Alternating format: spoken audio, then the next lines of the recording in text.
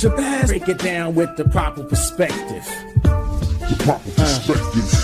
So much controversy and a lot of deception. You don't know who's coming through with the light and reflection, and whose mouth is mumbling, trick knowledge deceptive. Shabazz break it down with the proper perspective. What's going on, everybody? How y'all doing? This is your brother Shabazz coming to you kind of late. I usually don't do these lives late, but hey, we here now. Hopefully the sound is right. Last time I actually was supposed to be here a lot earlier, but had a sound problem. Fixed that. So now I'm trying to make sure. Yep. Sound problem. Okay, so we are good. Fixed it. We are good, ladies and gentlemen. What's going on? How y'all doing? I just got that situated. So what are we talking about tonight? We're talking about politics, of course. We're talking about everybody. We're talking about Killer Mike. We're talking about Stephen A. Smith and his stupidity. We're talking about Tariq Nasheed, FBA, Foundational Black Americans. Here's the question. Are all of these folks, even talking about Kanye West a little bit, are these folks political prophets or political traitors? We're doing an audit, so to speak. Kind of early in the year to do an audit, but we're doing an audit nonetheless. So as we're gonna, we're gonna try to get it started. Hopefully we get a few people to join us. If not, if you don't catch this on the live, then perhaps you'll catch this on the replay. But we're talking about, we're talking Killer Mike, talking about the Voting Rights Act. So I'm gonna set the clock. Hopefully I'm gonna set clock. Clearly. It may not, well, it doesn't come to you as a surprise that we are now in 2026, but what may come to you as a surprise is it's been 2 years. It's been 2 full calendar years, so to speak. Well, maybe not calendar years, but it's been 2 years since this whole GOP Republican flex, this whole political pundit theory has gone into full effect. Now, I'm talking about the Adolphs, the Yvette Carnell, Antonio Moore, Tariq Nasheed. It's been 2 years. It's actually been longer than that, but we're looking at 2 years into this whole, it's time for a change, family. This whole, let's get off the Democratic plantation. So with these 2 years, I wanted to conduct an audit, because these people came into the community or presented themselves to the community like they know the way.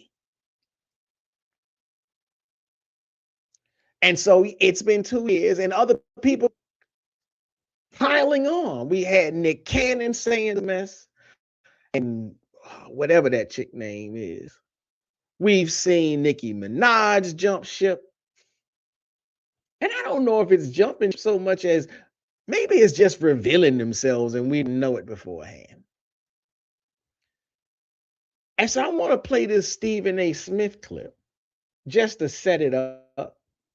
I'm sure you've already seen it. I want to make sure.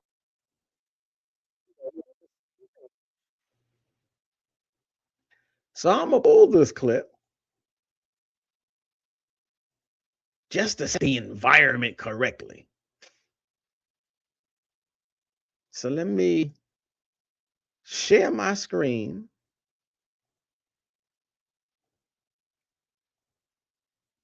And pull up the good brother Stephen A. Smith. And hopefully you can hear this. I'm not going to play too much of it anyhow. So y'all know he was on Cam Newton's show. And so I want you to listen to this clip as we get this situated. So where is the play button? Here we go. So check it out. One election that every black person would vote Republican. What? Republican. Wish When I see people, and that's what I'm talking about when I'm talking about betrayal. You in my life, I got love for you, we tight. And you gonna say shit like I betrayed the black community? They talking about me with this politics shit. I can show you a speech. Let me ask you something. Do y'all think he is betraying the black community by telling us what he's telling us? And he got the nerve to be upset about it. But we're going to get, let me see. Do y'all think that if you do, say something in the chat if you're here. I got to find the play button again and get this up to where it's supposed to be. All right, so let's go. That I gave in 2007, right before Obama took off, put ourselves as a community in a position where both parties have Republicans know they'll never get our vote rate. Therefore, they know they got our vote rate Republican. When I see people, and that's what I'm talking about when I'm talking about betrayal. Well, I'm just going to let it play. You in my life, I got love for you, we tight. And you gonna say shit like I betrayed the black community? Yeah, you. They talking about me with this politics shit. I can show you a speech that I gave in 2007, right before Obama took office. In 2010 at Vanderbilt University. Okay, I said, listen to this quote, politics. I wish for one election that every black person would vote Republican. Now that's the quote I wanted. That's the quote I wanted. Let me remove him. Get on back up here. So again, at the very least, I'm like, look, you're not gonna say that I'm making it up. That's his hope, and he's been saying it since 2006 or 2007. He wish, he hope, he telling us, and some of us have followed suit. We don't want to vote as a monolith. He wants us to look at this. Part of his argument is he don't want us to vote for as a monolith. And part of his argument is he wants us to vote, all of us to vote for the Republicans. Well, wouldn't that be a monolith? But anyhow, so that's the Stephen A. Smith clip. You know, we also got Tariq Nasheed, the self-styled architect of the FBA movement, arguing that switching sides is the path to real political leverage. And we got Killer Mike. Y'all know I love hip hop. We got Killer Mike, the hip hop activist. You know, the brother who once rapped, "I'm glad Reagan dead." I don't even know what to say because he's supposed to be so extremely very radical. But all of this mathematic nonsense. We voted Democrat for 60 years and got nothing to show for it. It's time to switch. This is all what they're talking about. And it ain't just them. Well, this is what I'm saying. I understand. I recognize, realize, I've heard it. I've been in the fray, so to speak. Everybody, not everybody, lots of people are buying into this, have bought into this. That's why I said we got at least a 2-year clock, at least a 2-year window. But so part of my question tonight is, if you bought into this before, if you bought into this idea, I don't know, maybe you thought they were prophets, maybe you thought they were just political pundits, but you bought into this idea of voting for the Republicans or not voting for a Democrat. Don't vote blue no matter who. Well, eventually you have to take a look at your track record. Eventually you have to go back and say, well, here's what I did. Here's where it got me. Was it worth it? That's what we're going to do. We're having an audit of the prophets. Now, if you're familiar with my channel, thank you for showing up again. Make sure you hit the like button. If you're brand new to the channel, welcome. I appreciate your presence. Make sure you hit the like button. Make sure you hit the notification bell. But we deal with receipts on this channel, the proper perspective. This is your brother Shabazz. And tonight, we're going to try to go line by line on receipts. So here we go. Let's have a little history lesson. Because it's part of my position that history History speaks differently to what all of these people are saying. So first, let's look at the 60-year habit. We've been doing this for 6 years. It's time for us to get off the plantation. But when you look at the receipts, this is historically illiterate at its foundation. If you understand the receipts, I should say it that way, not just looking, because people have been looking at the receipts and not understanding what they read. But if you look at the history and you analyze it, you would come to see Black people, we have not stayed with the Democratic Party for 6 decades out of loyalty, not out of blind loyalty or open-eyed loyalty. We do not sit with the Democrats out of sentiment. We do not sit with the Democrats out of laziness. This is a very troubling position to be thrown out there, because historically speaking, every major political alignment and realignment and adjustment in Black American history, African American history, foundational Black American, has been driven by one thing: concrete policy calculation. You can't be telling the truth because we've been voting Democrat for 6 years and we ain't got nothing for it. How do you define nothing? And why do you find it why do you define it the way that you define it? If, like I said, if you're familiar with my channel, then you know all last week I showed receipt after receipt after receipt. I said we got a whole lot of nothing to hold on to.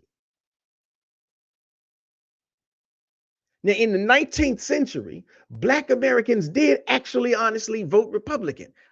Ain't nobody, you can't pull the wool over my eyes by throwing that fact out there. Now, if this falls upon you or somebody you know is brand new information, I apologize. Somebody in your academic, educational, career system background either lied to you or didn't provide to you the necessary correct information. It's not a secret, is what I'm saying. It's not a secret we used to vote Republican.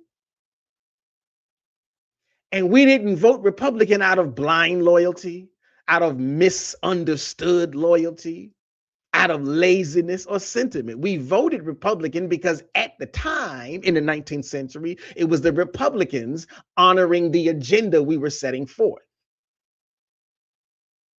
It was the Republican Party back then pushing for abolition that directly helped us, pushing for Reconstruction that directly helped us, working on the 13th, 14th, and 15th Amendments, clearly that directly helped us. That's not blind loyalty. That's political mathematics. That's political science. Here's what we want. Which group is going to do it? We didn't say we're going to have to play a game with them, family. Let some of us vote for the Democrats and some of us vote for the Republicans and see what comes out in the wash. No, we set forth the agenda. Here's what we want. Whichever one of you jumps, that's where we go. And then in the 1930s, the Great Depression, FDR's New Deal. What did it do? It began delivering direct economic relief. Again, we weren't voting out of blind loyalty. We were voting out of what is it that we want and who's going to give it to us. Housing programs, agricultural support. And I emphasize that in particular because we have Black farmers. We don't support Black farmers enough. We need to do better. But agricultural support is something that we were looking for. And not only did we get it then, I'm going to keep referring to these receipts that I did last week. I showed how countless Congressional Black Caucus members, the ones that the FBA crowd said ain't did nothing in 60 years, I showed how the Congressional Black Caucus members in their rural districts made sure that they instituted agricultural support to our Black farmers. We voted for labor protections. And in the 1930s, the Republican Party was not providing those agenda bullet points, not securing them. They said, enough with you. So Black voters shifted. We didn't say, well, we've been voting we've been voting for y'all forever, so we got to just stick it out with you.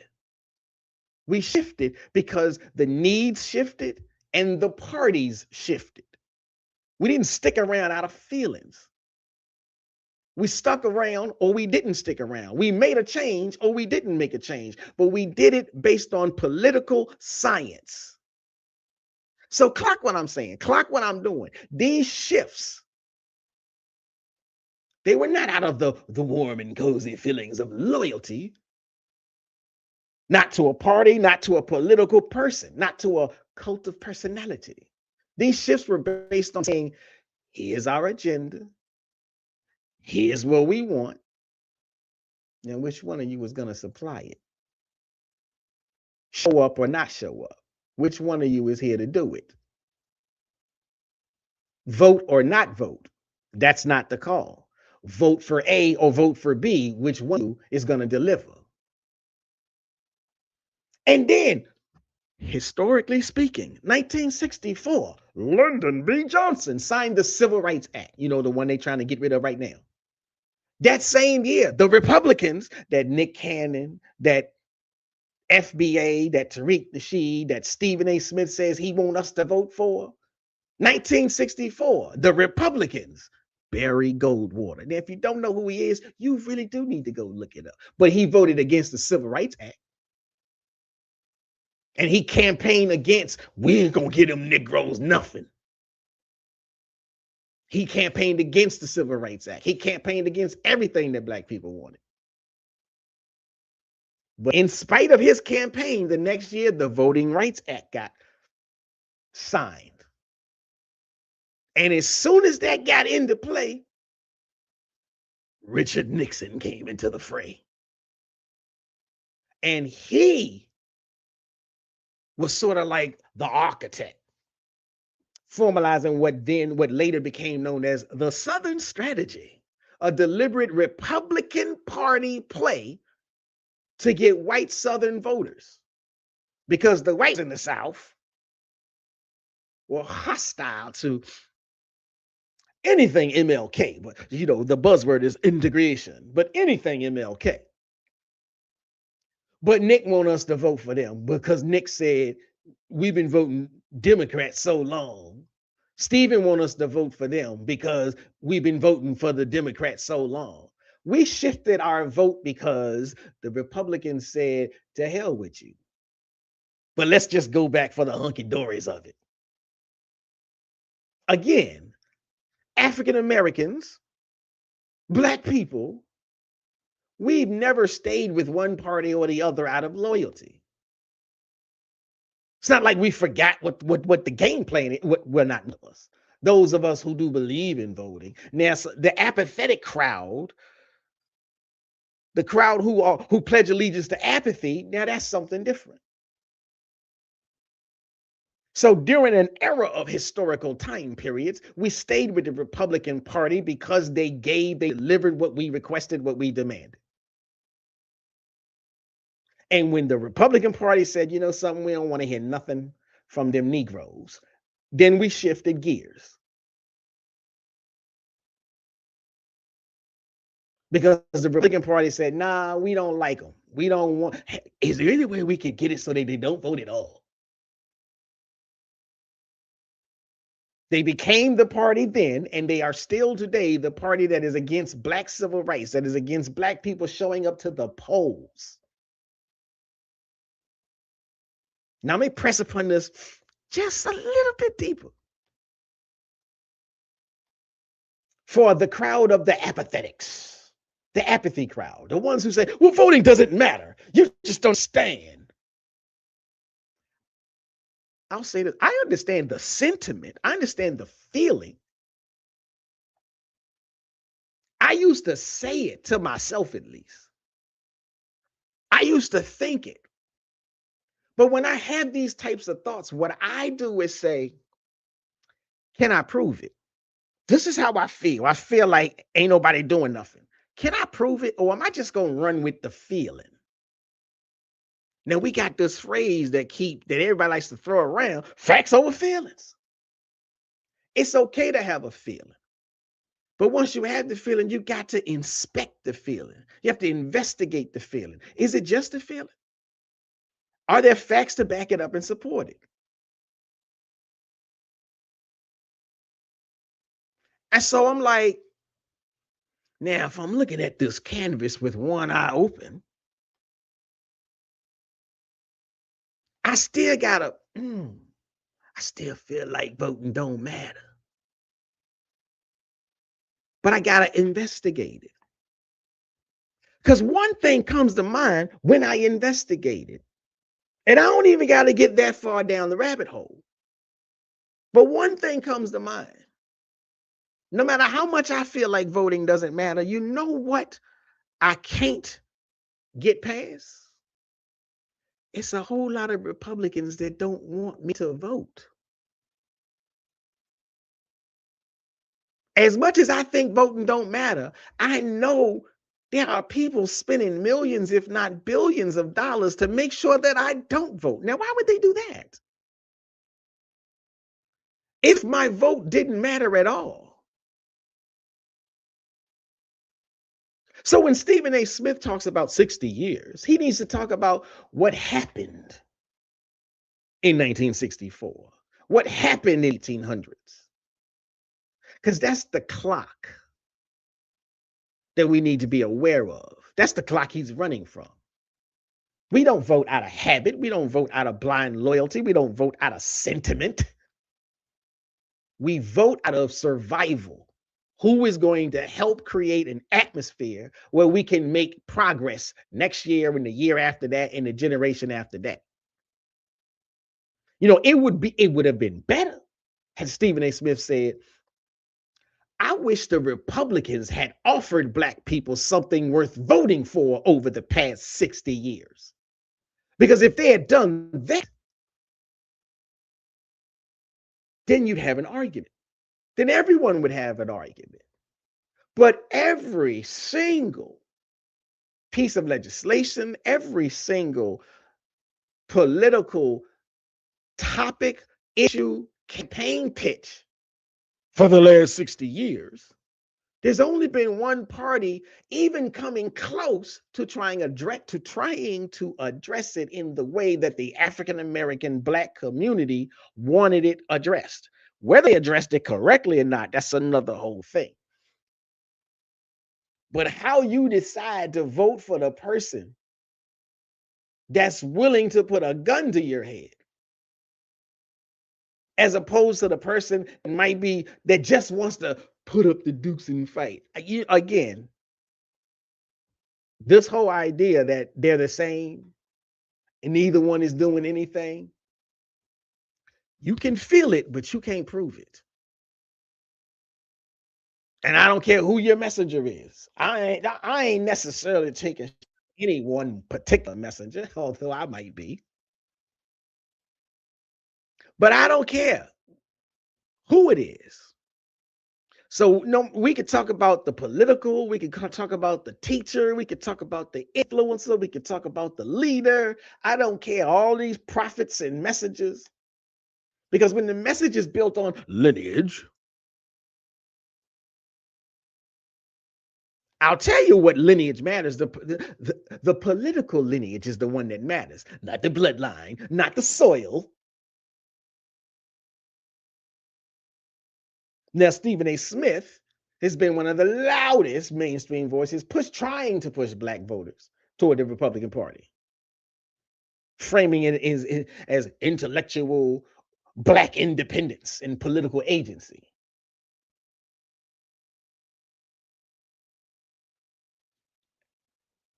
I ain't gonna even say. Now, I will say, and I don't know what to say about it, because if I fall up under the Tariq Nasheed creed, then I'd be like, why is Stephen A. Smith trying to tell us what to do when he ain't even us? He ain't foundational Black American. Why would we be following him? And I tell you why I tell you why I would say it, why I would bring it up. Because whether you identify yourself as a FBA or not, if you are in alignment with the people that are trying to take away our vote, trying to take away our rights, you should have a bullseye on you no matter what. And so understand what I'm saying. I'm not arguing for a personal attack against Tariq Nasheed or Stephen A. Smith. I am arguing for an intellectual analysis. And so at the end of the day, whether you like Tariq or not, I don't got to like him. I ain't got to convince you to like him or to not like him. But if Tariq is telling you, don't vote or vote for the Republican because the Democrats ain't did nothing, that may feel good, but the receipts show otherwise. If Stephen A. Smith is saying, don't vote or don't vote for the Democrats because we've been doing it too long, the speech might feel good, but the receipts say otherwise.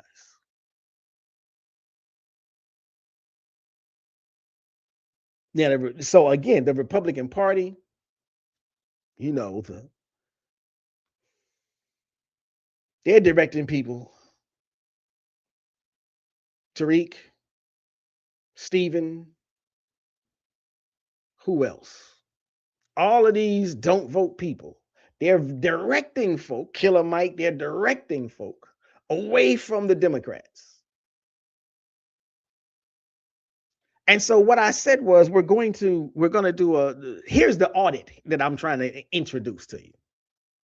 Because there are plenty of people who listened and believed and took up the call. There are plenty of FBA people. I know. I mean, I know a lot of times we make the joke and we say it ain't a lot of them, but they got some numbers, and they are the numbers who, when they talk about that statistic, 92% of African American women voted for Kamala and the Democrats. And then, it's a little bit of leeway, 80 to 85% of African American men voted for Democrats. But and that 20, 25, 15, sometimes they kick it up, that didn't vote for Kamala, that's that FBA crowd. That's that conservative Stephen A. Smith, Killer Mike crowd. So they got some numbers. It clearly isn't enough for the totality, but it don't necessarily have to be. But what I'm saying is, they're the brothers and sisters that follow this new wave. So here's my question to you. You voted for the Republicans. You helped your boy, you helped Mr. Orange get into office. And you said we need to do that so that we can secure our reparations, so we can secure the Black agenda. Well, how much securing have we done? Because the Republican Party is in charge of everything. They got the White House, they got the Senate, they got Congress, they got the Supreme Court, they got appellate court judges, they got lower court judges, they got Doge. Not one single piece of reparations legislation, not a commission, not a study, not even a symbolic resolution. They voted against that. So in fact, the current Republican majority has used executive and legislative power to ban anything that even has the remote distant smell of a Black agenda, of a reparations idea. They got rid of DEI programs. They dismantled federal equity offices. And in multiple states, they criminalized the teachings of history. They criminalized the teaching of Black history. The Black history that would clearly make people, especially white people, grow up with a better understanding of why reparations is needed. And I'm sorry if you feel like, well, what they got to do with it? What's white people got to do with it? Ain't nobody getting a reparations check without white people voting for it. Period in the story. I don't care if you vote Republican. I don't care if you vote Democrat. If you sit it out Whatever you float your boat, that is you. But understand this, you're not getting a reparations check if you don't have the votes in Congress. The congressional members, the Senate members, which means you got to have the people in the country, the voting public, the citizens. You got to have people who do vote, people who will vote, people who want to vote, come out and show up and vote for the representative that is in agreement with your political agenda. Now, I'm sorry if you don't like that stark, cold reality, but you're not going to push a congressman. You're not going to push a senator because you beat your chest and say, it's a moral claim. That ain't how politics works, and that ain't how them people think. It simply ain't.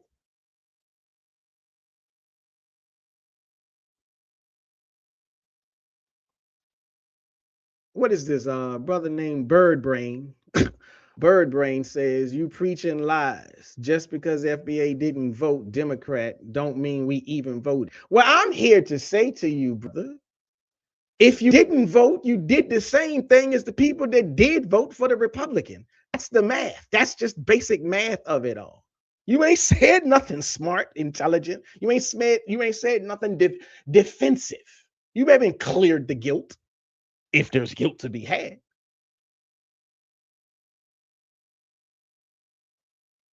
Now, I've shown on this channel before how many of the black congressmen, congresswomen, how they have been listening, how they have been working diligently towards this, that, and the other on the black agenda. But I know it's asking too much for you to care about receipts. It's asking too much for you to care about facts. No check, no vote. The truth of the matter is, no vote, no check. The movement built on reparations is pointing people toward the party that is most aggressively dismantling the legal and the institutional infrastructure that any reparations case depends on. So no check, no vote. Sit it out, family. We not gonna vote at all. Let's vote for the Republicans because we've been voting for the Democrats for 60 years. That ain't a flex. That ain't a political flex. It ain't an intellectual flex. It ain't a spiritual flex. It is a political, self-inflicted stab wound, knife wound.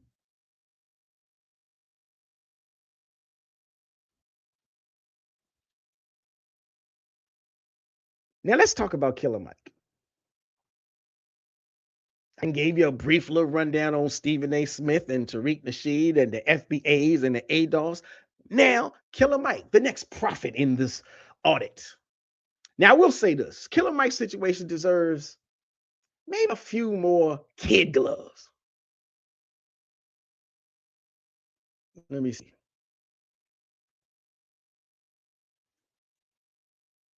I don't have to be mad, Bird Brain. And again, you say keep voting when they give nothing. What state you live in? What city you live in? What district you live in? The only way I'm going to acquiesce to this stupid position is if you show me in your state, in your district, the congressman in your state, in your district, has not done anything for your community. And if you show and prove that, that's fine. I got no problem.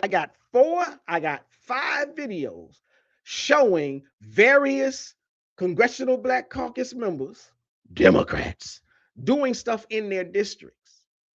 And I asked in every video episode, somebody give me a city, a state, a district where you live, where your congressional person has not done anything.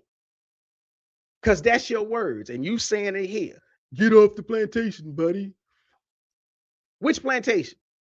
So you rather the Republican plantation, or you want the plantation of nothingness, voterlessness? That's what you want. Vegas. So you say you live in Vegas. Okay. Tell me, who's your congressional person in Vegas? And you say you're from New York City, and they aren't doing for the black community. They do more for immigrants. I've already proven that is fake. You're on your own plantation. So why do you care? You are on your own plantation because you are still a mental slave.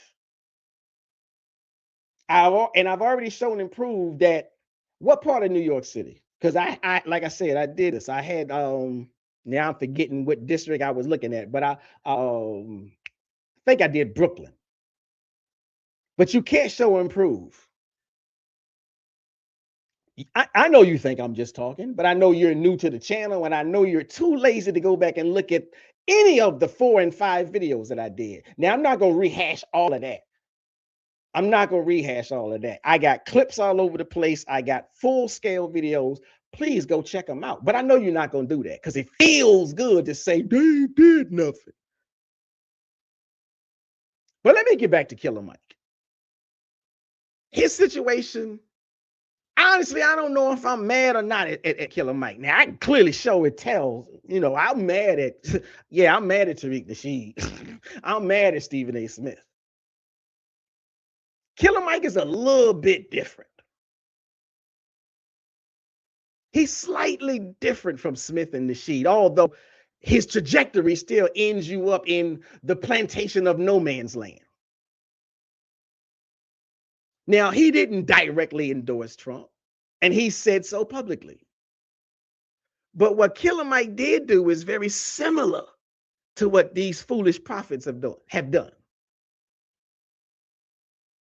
Now, he opened up his Atlanta platform to conservative figures. One by one, Brian Kemp, RFK Jr., Mr. Lizard Voice himself. Killer Mike publicly praised Kemp as a principled human being, while Stacey Abrams was still fighting and documenting the irregularities of an election that Kemp oversaw as Secretary of State while running in it. That's your principled human being. And then before the 2024 election. Now, this deserves its own little moment. So I'm going to pull this clip. Let me pull this clip. And then I'm going to get back to Bird Brain or whatever his name is. Let me see. Where is this clip at? Okay, so let me pull up this clip.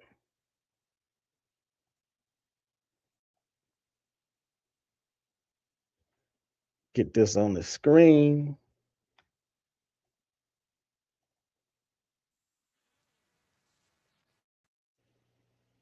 Okay, we ready to pull this Killer Mike clip.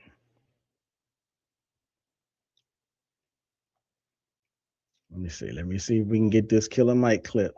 All right. So we're getting ready to play this Killer Mike clip. Let me see. Well, before I play that, let me see. Shorty McGriff. I'm from Minneapolis. I don't think Ilhan Omar did nothing for the black community. Okay, Shorty McGriff. You don't think she did anything for the black community. Have you looked? Have you investigated? Did you look up her record? What is the black community? What is the agenda of the black community in your city, in your district? That's my question. Because that's what I want to know. You tell me that, we could keep going. We could keep rolling with the conversation. But let me get to this clip. Let me see. Where did the clip go? All right. So get to this clip. Hit the share screen. The Killer Mike.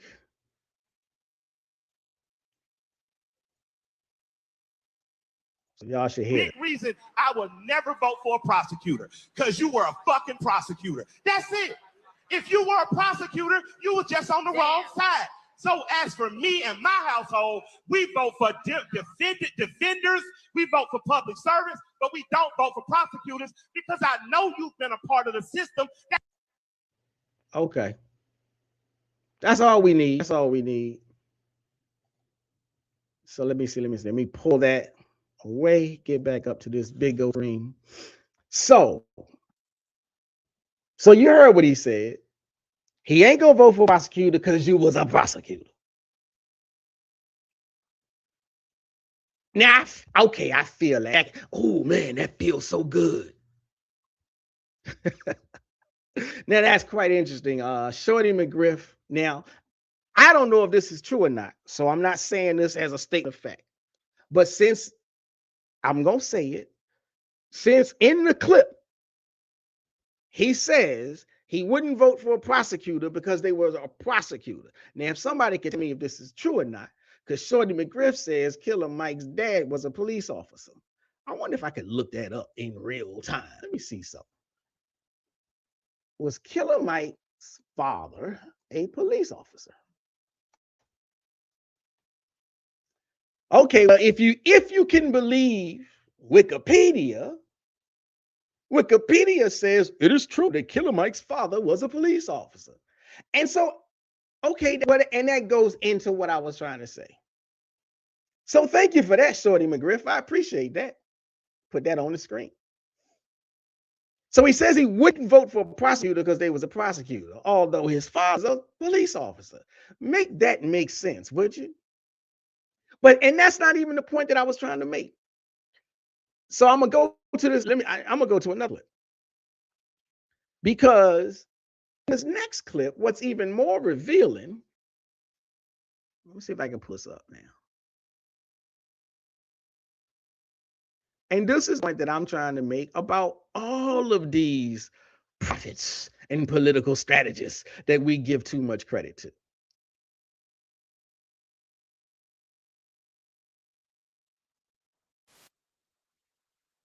Find it?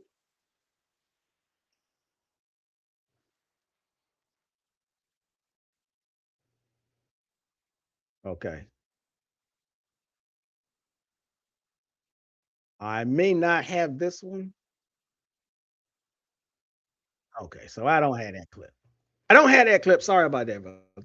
Brothers and sisters, family, I don't got that clip. I thought I had it, but it don't. But I got the transcript.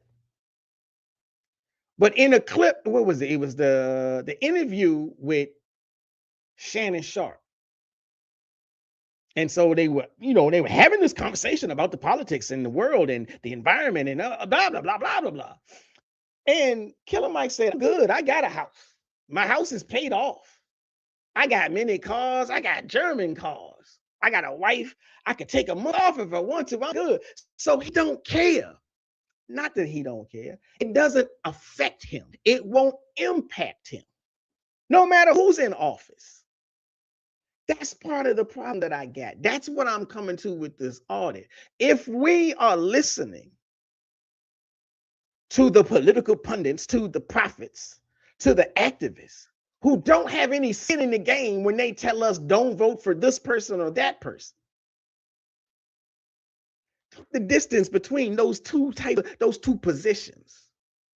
He could tell black voters that the system is failing and you should withhold your support. And then he openly admit, I'm a millionaire. It ain't gonna impact me. And you don't see that as a problem. That's always the problem with these millionaires. That's always the problem. The gap is right there in our faces. And sometimes I'm like, it's to the point, I don't even know if they can help themselves. I don't even know if they help themselves.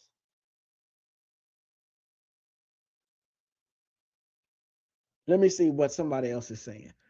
Sadia, it makes sense because he understands firsthand what they about because he witnessed it. He witnessed what? He witnessed what? He witnessed his father patrolling the neighborhoods.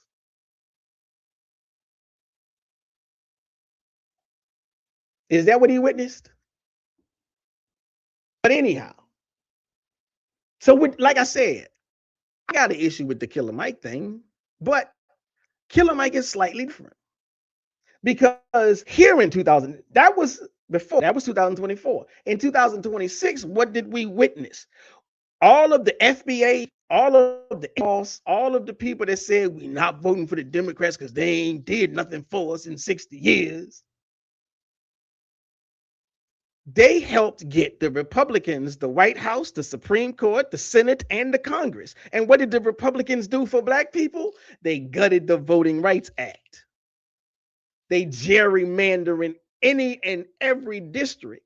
They're cracking them is the word that they're using. So that whether you vote or not, their hope, their plan, their intention, their strategy is that even if you vote, you won't have that much of an impact.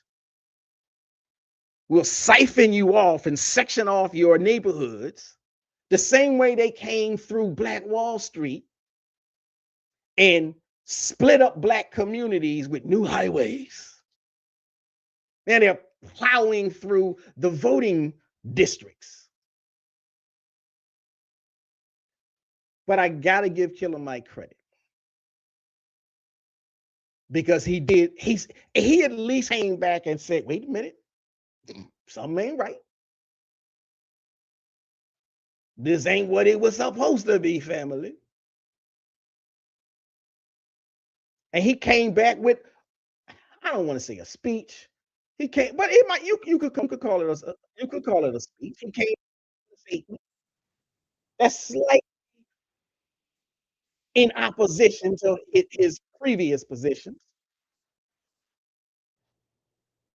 Do got this clip. I do have this clip. So let me play this clip and then I'm gonna get back to Birdman. Where is this clip at? Okay. Pull that. Add to the stage. Okay, so let's listen to what Killer Mike says. Onyx Impact, Black Male Initiative. This is Killer Mike, also known as Michael Render. 1965 Voters' Rights Act just got gutted. They gutted it. They literally eviscerated it, and it's now trying to make it easier or allowed it to be easier for states to redraw district lines to annex those most in need out.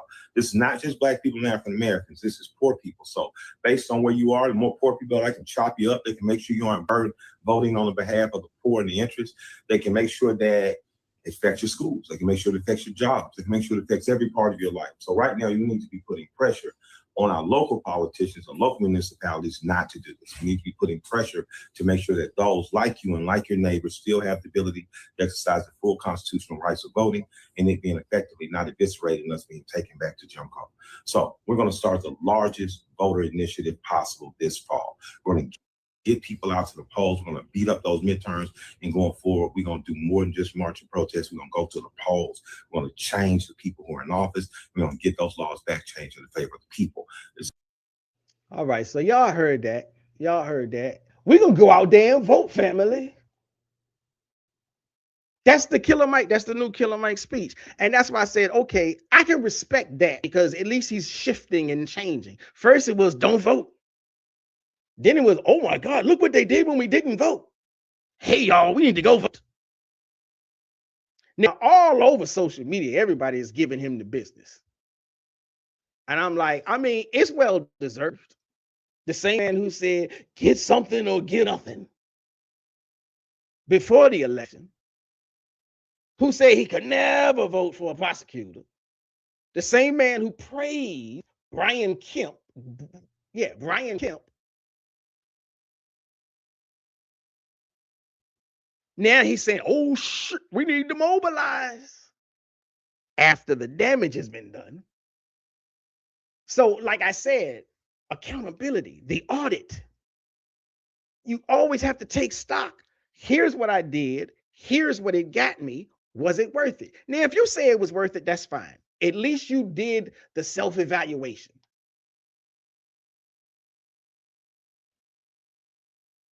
Because like I said, in all actuality, you don't have to directly endorse Trump in order to help Trump. You don't have to directly endorse a Republican in order to help them. All you have to do is make resistance feel like an option. make the fight feel like it's not necessary. Because when the community trusts you, for whatever reason, we trust you because of your hip hop background, we trust you because of your political acumen, and we watch you platform conservative figures, and we hear you argue against voting for the Democrat because it's been 60 years, because they was a prosecutor. The very fact that they were a prosecutor, and this has been covered before. All prosecutors don't prosecute the same way, but that's another story altogether. Because at the end of the day, no matter who you vote for, he got a house. It's paid off. He good. He got cars. He got German cars. He cannot work for a month and not have to worry about anything. That's not leadership.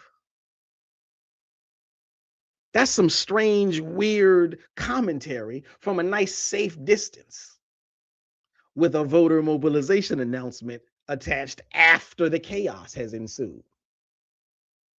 Because at the end of the day, you want to make sure that you can say, hey, look, I tried. So altogether, I think that's 4 different prophets, 4 different messengers who helped usher in the Republican South will rise again strategy. But again, I try to give grace. And again, I'm like, I'm not going to keep into they ain't did nothing for us. Can you give me the black agenda as you see it for you to say they ain't did nothing? Because if your only agenda point is reparations, okay, I'll give you that. They have not gotten us reparations. Do you know why they didn't get us reparations? You don't. You don't know why. You don't understand why. You don't care why. You just know you didn't get the reparations check. But like I said, at least with Killer Mike, he turned the corner a bit. He's telling people to go out and vote. He's calling for the mobilization. So I got to give him credit for that. Because the other prophets are still saying, we didn't vote in 2020, we didn't vote in 2024, and things have gotten so much better, we should not vote again.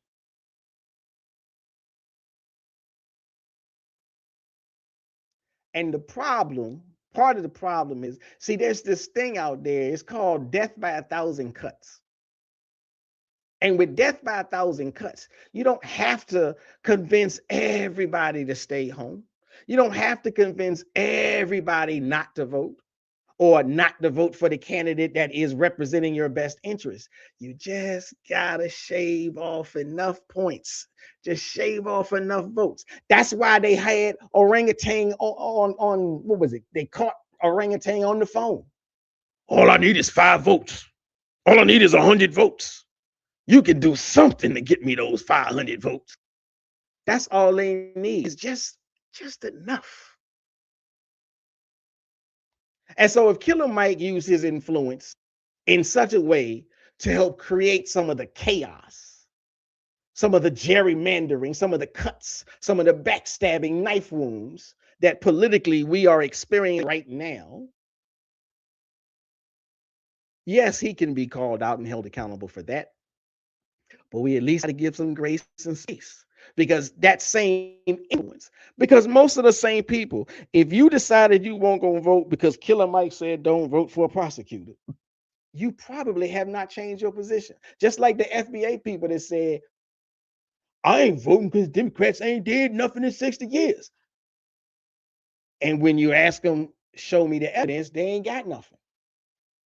So if a person can use their influence to negatively impact the Black community in 2020 and 2024, and they still got that influence, hopefully they can use that influence to positively impact the Black community now. That's at least worth acknowledging. Now, is it a bitter irony? Yes, of course it is. You might feel like, some may say, it's a little too late. It's a day late and a dollar short. Well, if that's the feeling, that might be one hard to shake. And I'm not telling you to completely discard it. But like I said, give grace, give space. Because the question is never, whether Killer Mike is, this is not about, like I said, I'm not taking pot shots. I don't think so. This is not about, is he a good person or a bad person? The question is always, should always be, what is appropriate, what is right, what is effective for the community? And so have we as a community, have we gotten an equivalent return on the plan that all of these brothers laid out for us? Many of us voted Republican because of Stephen A. Smith. Many of us voted Republican because of Tariq Nasheed. Many of us voted Republican because of Killer Mike. What did we who voted for Republicans or chose not to vote at all so that we could help the Republicans, what did we get as the individuals in our community, and what did our community get because of that vote? That's the audit I'm talking about. And the audit don't change no matter how you feel about it. Because that political decision, that political off-ramp that some of us took, that got us to the Voting Rights Act being gutted. So if he can now use his credibility to try to get people into the streets and get people at the polls, hopefully, if you get enough, hopefully you can show improve and try to start turning that around. So if that's the case, as long as that's what he's on, I let him cook. And afterwards, when the smoke clears, we'll audit that too. We will audit that too. So what am I lying about? BFF, what am I lying about? At least write a salient sentence.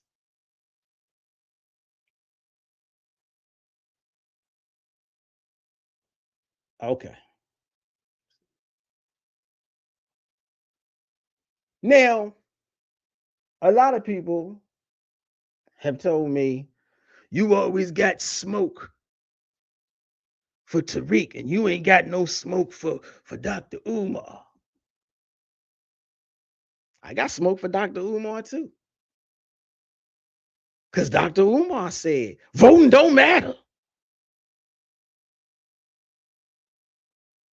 So I got smoke for that too. Now, I don't know what B Move Fast is saying. Dr. Umar said, voting don't matter too. Now, he may not be telling you, go vote Republican. So I could, all right, cool, shout out. But he is telling you that the entire federal voting system is too corrupted to bother with it all. And that's dead wrong. As long as we live in this country, as long as we have to pay taxes, as long as they take money out of our checks, whether we be during the entrepreneurial path, whether we doing the wage, whether we on salary, as long as money coming out of our pockets for all them people in DC, we should be voting. So I got smoke for anybody that presents an argument, an off-ramp from voting.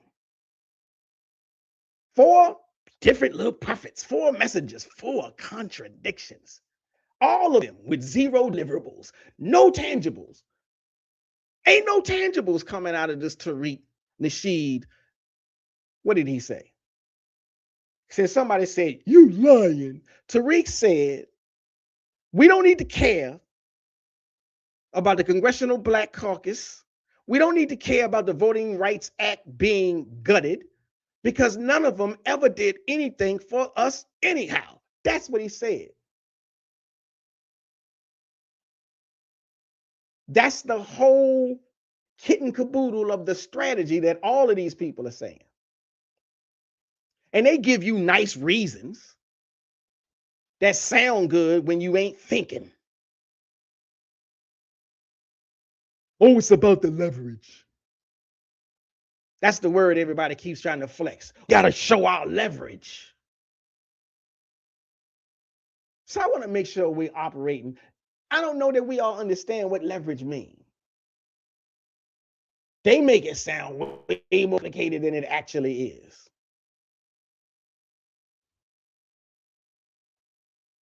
Let me see. Be moving. I'm trying to see what it said, but it's moving too fast. Why would we look to Tariq for tangibles? Tariq is the one telling you to look for the tangibles. Tariq is the one telling you don't vote for the congressional black members that got money to your HBCUs because they didn't get you a tangible, although money to a HBC was a tangible. Tariq is the one telling you don't vote for congressional black members because they ain't delivered no tangibles, although congressional black members have gotten money to senior citizens in their districts, have black senior citizens in their districts.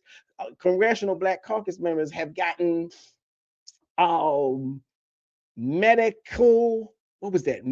Medical infrastructure to assist the saving of pregnant black women and their babies.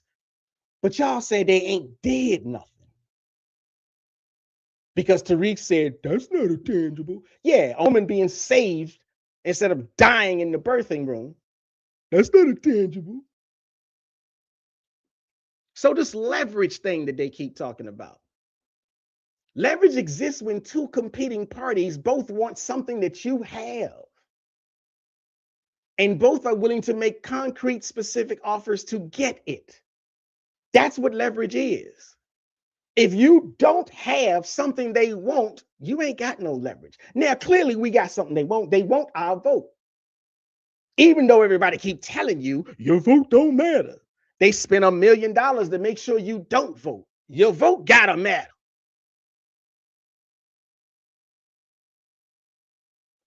Now, I already say, again, stupid talking points. Democrats said 20 years. Why are you cutting it to 20? The other fool said 60. And they ain't did nothing. They ain't changed nothing. I already told you they changed stuff. But all you got is that empty ass talking point. So again, this whole leverage thing, I was going to use this analogy, but I think it's going to fall upon deaf ears. But I'm going to say it anyhow. For example, you got two men trying to date the same woman. The woman got the leverage because each man is trying to needs to approach the woman and be willing to offer concrete, specific tangibles in order to win the prize. The prize is the woman. The prize is your vote. Now, for black voters to function as genuine swing voters, that's what leverage is. You got to have documented, competing, policy-based off. I'm saying that wrong. You got to have a documented, competitive policy. You got to have a documented, competitive legislation docket, an agenda from each party. You don't have leverage if one party turns their back and say, get up out of here. You got to at least have a campaign promise.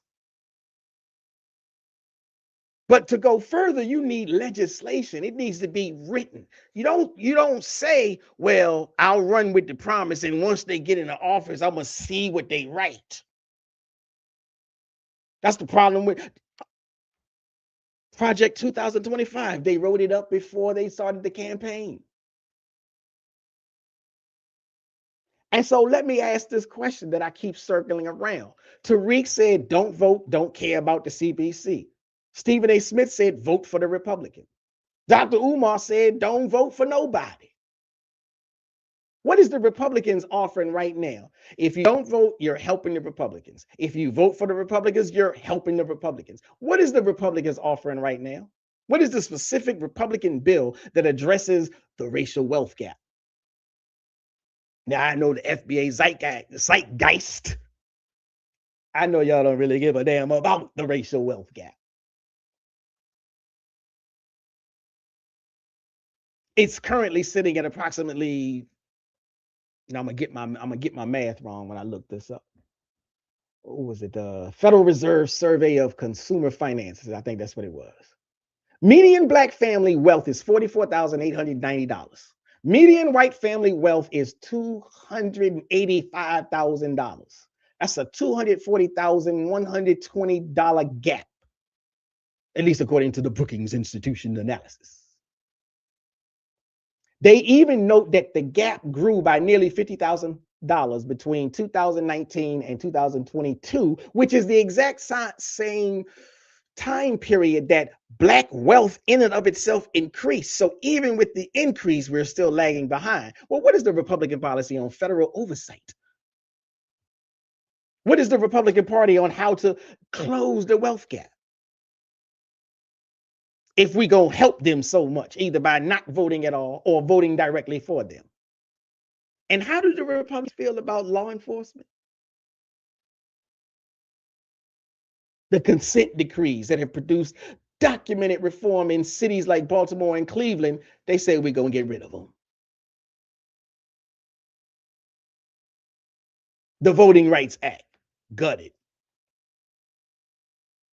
That's what you're voting for.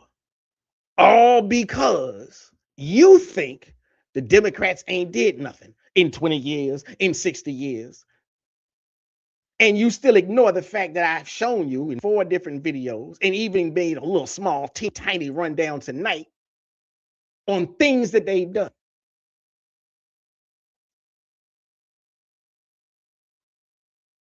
And BFF, there you go again. The Dems gave us the 3 strikes crime bill. And you know who asked for it? Us. Like Ice Cube said back in the day, us. We the ones that asked for it. We work diligently. The black community. I ain't talking about the Congressional Black Caucus members. The black community, black leaders all across America were pressing their Congressional Black Caucus members. Give us a crime bill because it's too much gang violence. So here's the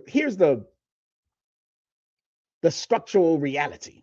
Again, in order to have leverage, you got to have 2 competing parties, 2 competing potential buyers. You cannot leverage a vote against a party that has made it clear in platform and legislation and judicial nominations that your community's core priorities are not on their agenda. That your community's core priorities are in their bullseye target. They're trying to destroy them. So telling black voters to switch sides, Stephen A. Smith, telling black voters to sit on the sofa, Dr. Umar, telling black voters it don't even matter, Tariq Nasheed,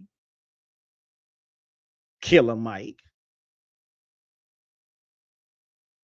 If there is no political competing legislative offer, that ain't a political strategy.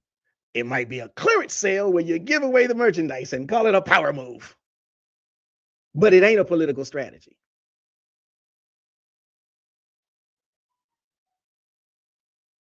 It ain't a political strategy at all.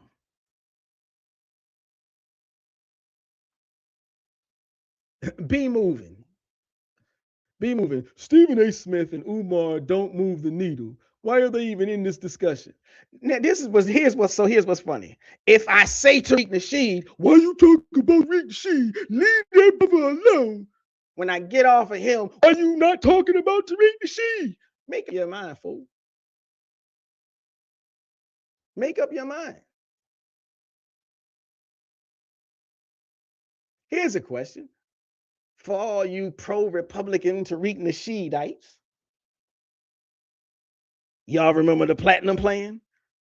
That's one of the things they told us, don't vote Democrat because the Republicans got the platinum plan. Where it at? Where the platinum plan? In 2020 and again in 2024, the Republican pitch, backed by the prophets of the black community. At least at that time, there was at least the veneer. Like if you were new to it, if you were new to politics, maybe it was your first time voting, your first time being sucked into this arena of black politics and election cycles. So what the Republicans said, what Tariq said, what Dr. Umar said, what Stephen A. Smith said, maybe it sounded interesting. And at least at that time, because they said, well, we got the platinum plan. If you vote for us, you get the platinum plan. At least there was the veneer. There was the smoke screen. I mean, woe unto you if you believed it. But again, grace and space. If you were new to politics or unaware of how Republicans especially like to cry wolf, okay, grace and space. $500 billion in capital investment is what they said we was going to get. What happened? The plan that they named entrepreneurship funding, access to capital, educational opportunity, and criminal justice reform. And what did they do? Like I said, I can give grace and space. I can understand if you just didn't realize what was going on. I'm not trying to throw darts, but if you was less than informed, or if that's not the right way to put it, if some who were politically naive, again, Killer Mike said, you know, she was a prosecutor.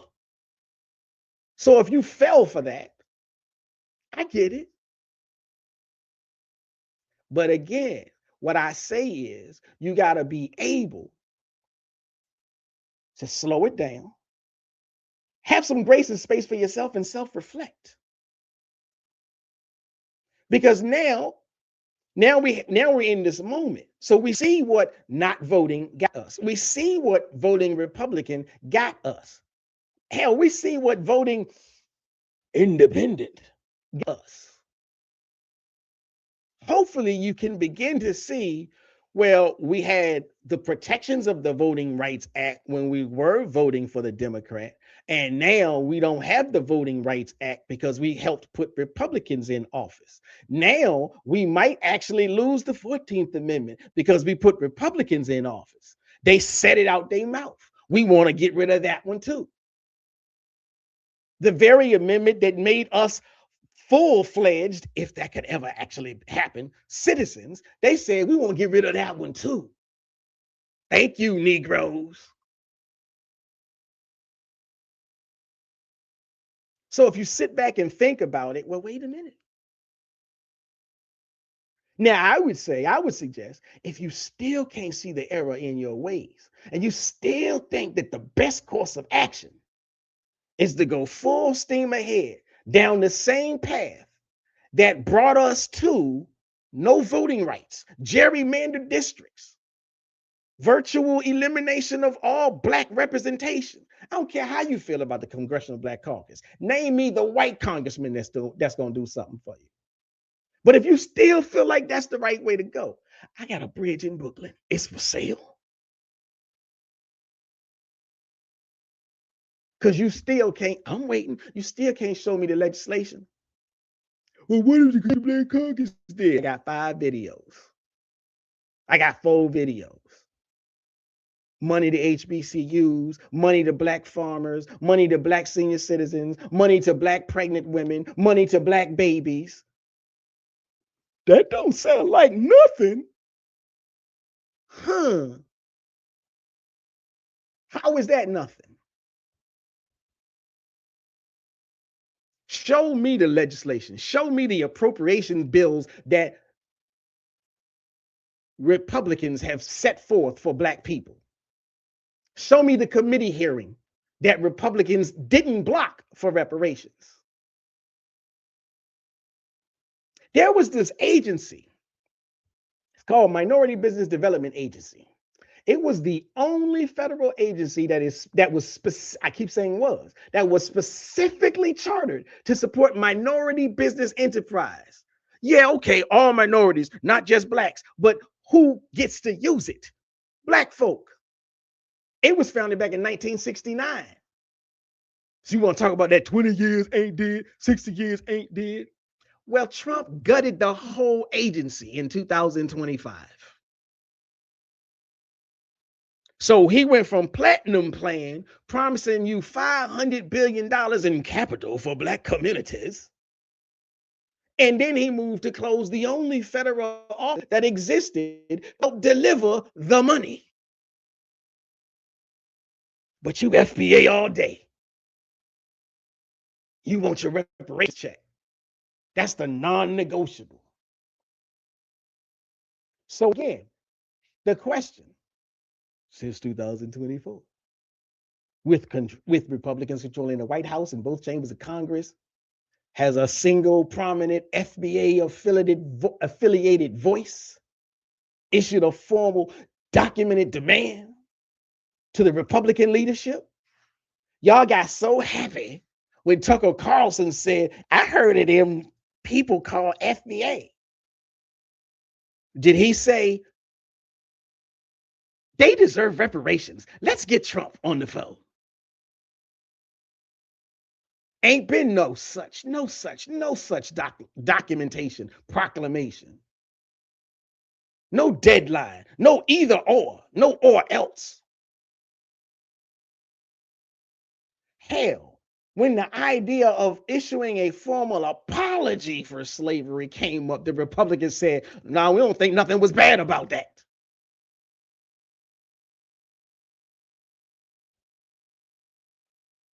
Now, if I'm wrong, correct me, I'll wait. Because we got leverage. We got leverage with the Republicans.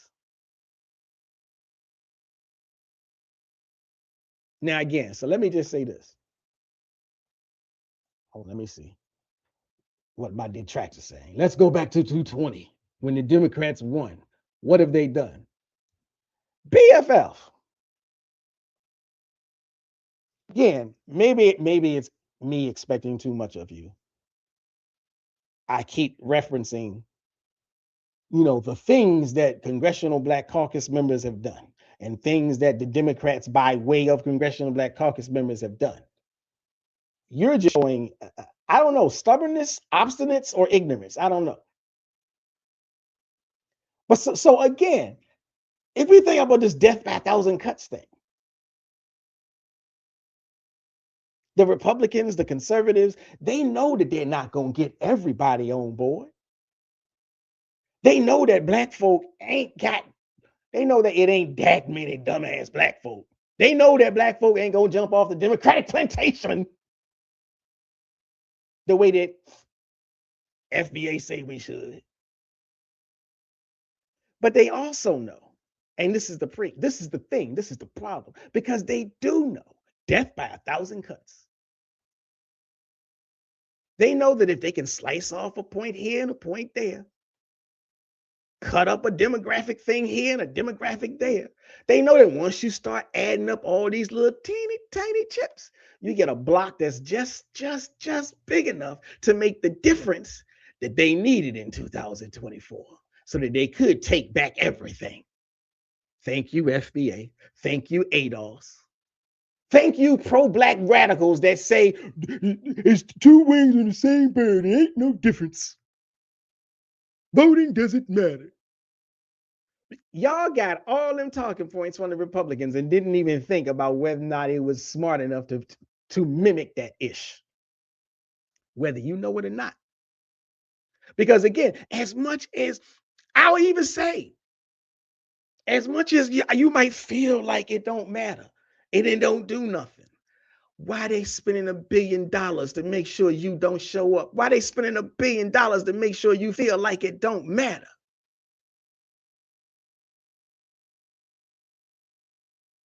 Because they know that a fragmented Black political voting bloc serves Republican systemic political interests all the way to the bank. They don't care why you don't come out to vote. They just care that you don't vote.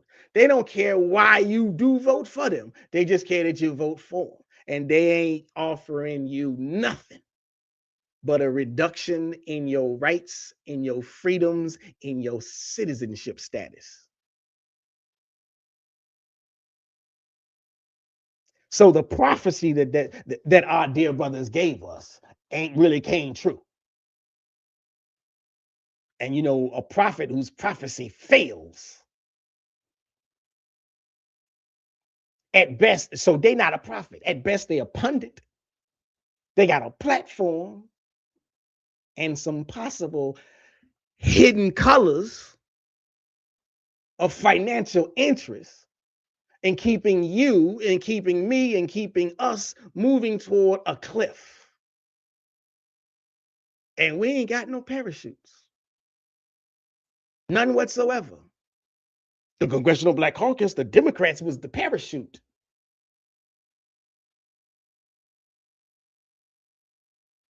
The Republicans are the ones who've disrespected the voter base. Be moving. Can you show and prove? Give me one example how the Democrats have disrespected, other than reparations. And you said the voter base. Now I had this one brother tell me, "What you act like you scared? You scared of don't need them voting rights. We survived before, we can survive again." I ain't scared. Well, maybe I am scared. I'm gonna be like Killer Mike. I might be good one way or the other. I might be able to say, you know something? I'm gonna get up out of here. Maybe I'll stick around. But it ain't necessarily about fear. It is about survival. But this whole we survived, we gonna survive again. Yeah, we survived Jim Crow. We survived lynchings. We survived slavery. Not unscathed. And as an aggregate, we will survive again. No doubt about that. But that's still a very dangerous, if not dumb, a very dangerous idea or ideology to be promoting. It may sound like it's you got to give the people hope. And I don't think that's what it is. To me, it's an insult to the dead, to our enslaved African ancestors. When you say we survived, we're gonna survive again, you are invoking the collective. So yes, as a collective, the aggregate, we did survive. The Black community as a whole made it through. And look at where we are. We're not where we're supposed to be. You know, some of us are only here because somebody on the family tree was just lucky enough to have gotten married and procreated before they got lynched, before they died in a hospital because there was no doctor to treat them. But many of us, if not most, many of us still have people on our family lines, our genealogy, that didn't make it because of the conditions that Jim Crow exposed us to, that they're going to make America great again with. We survived the medical apartheid system, but it existed specifically because Black people did not have the right amount of political power to fight against it. Black people did not have enough Congressional Black Caucus members to ensure funding to keep the only hospital in the Black neighborhoods open. So we got people in our family tree that didn't survive. Because of it, we got people on our family tree that didn't make it because of it. They are the casualties. They are the casualties of the exact kind of system that these Republicans are now suggesting we need to bring back in order to make America great again. And that the brothers, like I mentioned at the top of the program, Stephen A. Smith, Tariq Nasheed, Dr. Umar, and now I can't remember who the other one was, Killer Mike, are helping to usher in. All because you want to say the Democrats ain't doing nothing. There are hospitals open because Congressional Black Caucus members got money to those hospitals in black neighborhoods and black cities. But that's nothing. So if you happen to look back on your own genealogical family tree, I did, I looked at mine. There are people, I have at least one grandmother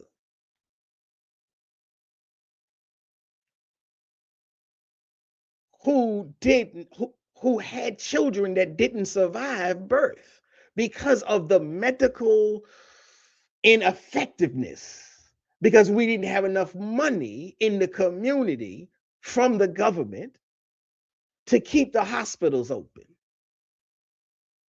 That's real people, real human lives. And we have people in the community who spent their lives trying to fight, trying to end Jim Crow. They didn't do that so that their grandchildren could come back and say, let's do it again, family, because we strong. That makes zero sense.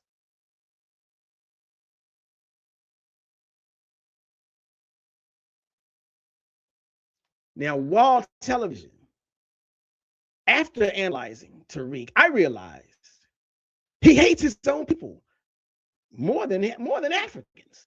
He recognized a weakness in our community and he capitalized on it. Now that is a revelation. That's a revelation. Thank you, Wall Television, for showing up, for participating, and for dropping jewel.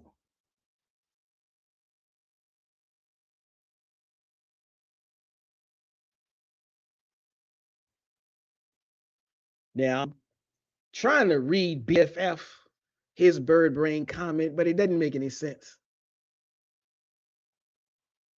I don't know what he's responding to, but he ain't responding to the facts that I'm dropping. And speaking of facts, now I might get myself in a little pinch of trouble if you're a Bible thumper. Because if you're a Bible thumper, but if you are a Bible thumper, understand I'm not disrespecting your religion. But there's a concept that shows up in Bible thumpology, in liberation theology. They call it return to Egypt, or rather they call it return to Egypt syndrome. It's in the Exodus book. Somewhere in that story, after the people were freed from bondage, hint, hint, some of them, facing the uncertainty and the hardship of the wilderness, hint, hint, began to say, maybe it was not so bad. At least we knew what to expect. At least we had food. That's what I think of when these brothers tell me, why are you so scared? We survived before. I'm trying to get us to think about political strategy. Now I got some other, brothers who understand that's not political strategy, that's trauma. That's trauma talking. That's fear of the unknown. And when you fall victim to fear of the unknown, even evil feels better.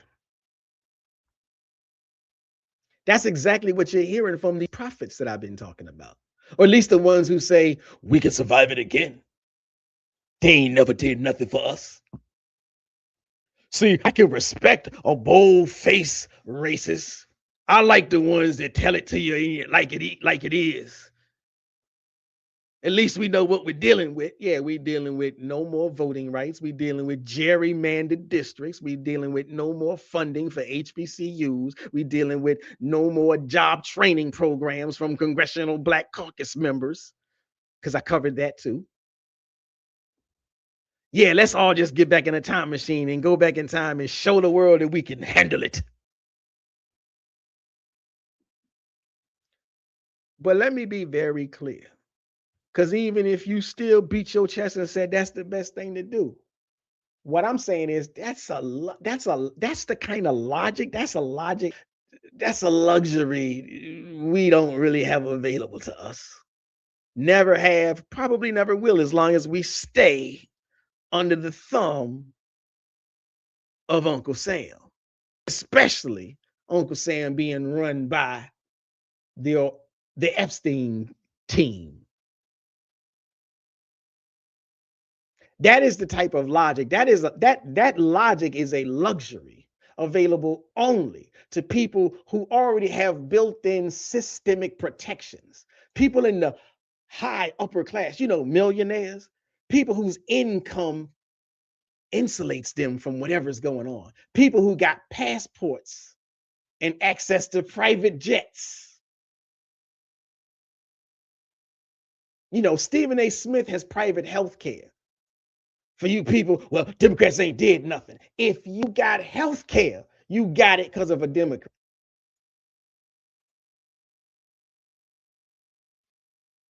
Stephen A. Smith has private security looking out for him. He has international mobility. I'm sitting up here playing and toying with the idea, well, maybe I'll hop on a plane. Stephen A. Smith got the plane already warmed up. If the floor drops out on civil rights, he won't be the one facing the consequences in a county hospital waiting for a doctor. So the people being told to prove your resilience, we can survive it, are the ones who will pay the most, who will pay the most dearly, who will pay in bodies, who will pay in pain, who will pay in agony. Not the broadcast contracts, not the algorithm paycheck receivers. In that type of reality, using that type of logic, survival is not even a strategy. It's a casualty count. I thought we had enough dead bodies in the Black community already. We're supposed to be trying to figure out what to do to preserve life, to make life easier and better, not go back in time.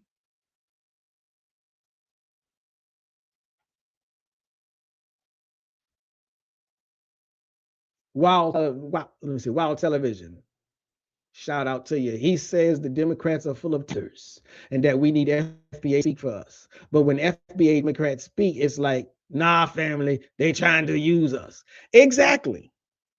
And I covered that. I covered the tether point. I had this brother before try to tell me the FBA what did they say? The FBA said the Congressional Black Caucus is full of tethers. They ain't even got no more FBA people in there. The Congressional Black Caucus got 63 members. The overwhelming majority of them are FBA by definition, not ideology. I gotta say that. But see, again, that's the thing. I'm trying to give space and grace for the brothers and sisters that get caught up into this FBA cultism thing, but they don't care about facts. They just love the talking points. If I show you 50 congressional black members, that's FBA. Nope, they still filled with tethers. You can't count, or you don't care to count? But okay, I'm digressing. Let me step back just for a hot second. I want to ask a question. I hope this one is a little bit more simpler. Since they want us to rock and roll with the Republicans, stay away from the Democrats because they ain't did nothing for you. Name one other organized political constituency. I would say anywhere in the world, but at least in America, at any point in history, that used this we survived the worst argument. We can do it again. We should voluntarily return to those same conditions to demonstrate leverage to the political parties. Name one political group that did that. Name one ethnic group that did that. Name one racial group that did that. Because I tell you who never would do that. Them Ashkenazi. Imagine them saying, we survived the Holocaust. Let us now vote for the Nazis, because we're going to show and prove that we can survive it again. That's exactly what everybody sound like. Stephen, Tariq, Umar, Mike, and everybody else. Now, if you know a little bit about other types of political movements, there's something called the American labor movement. Workers, blue-collar workers in particular, blue collars and no collars, workers survived 18-hour days. They survived child labor, being children 6 years old going to work, before they gathered, got together, organized, protested the 40-hour work week. And they voted only for the people that was going to get that in place. Now imagine them saying, how about let's just repeal it. Let's repeal the National Labor Relations Act so we can prove that we can survive again. The lunacy, the idiocy of this idea.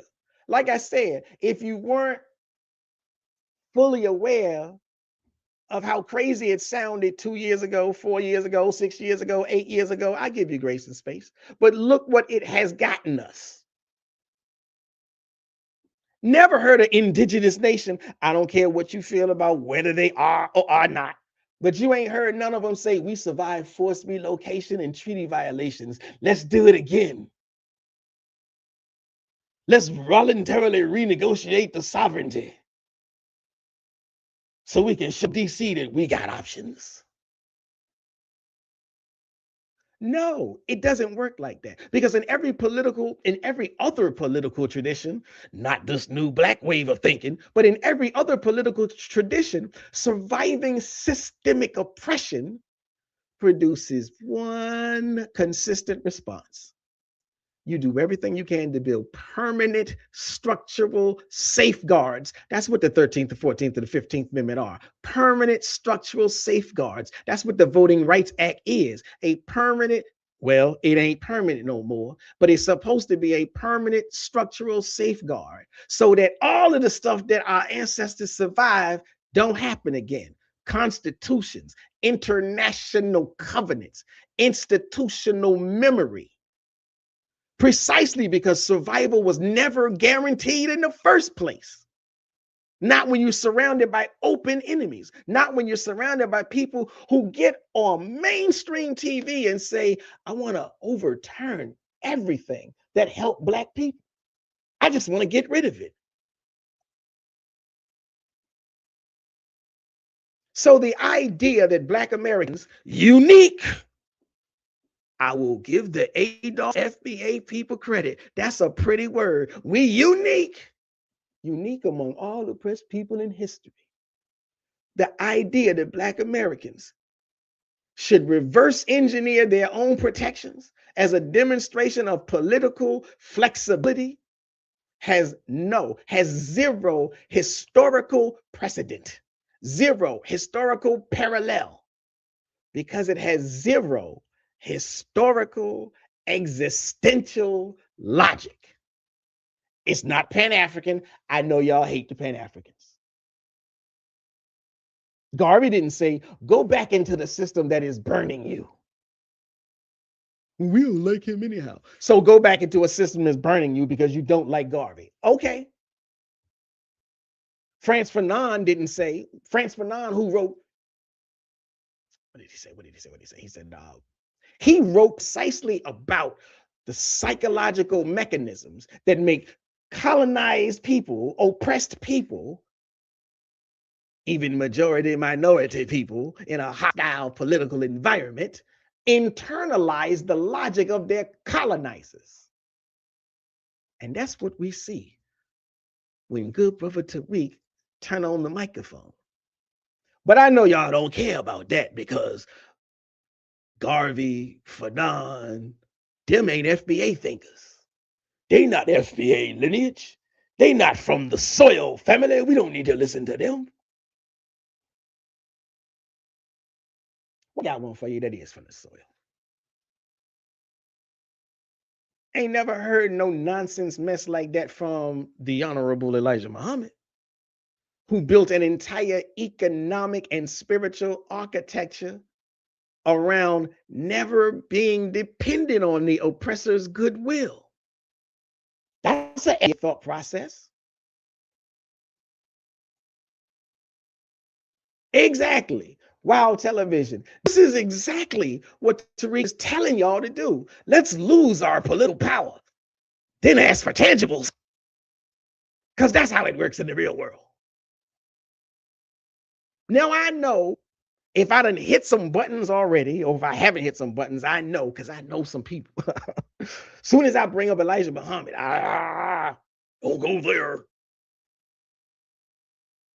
And I even, because I made this argument before, and the brother said, I got you on this. He said, Elijah Muhammad. Well, he told us not to vote at all.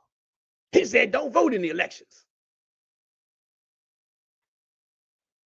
I got you. But let's break it down. Let's take a step back. Because he said, don't vote in elections. Instead, build your own state. Build your own nation.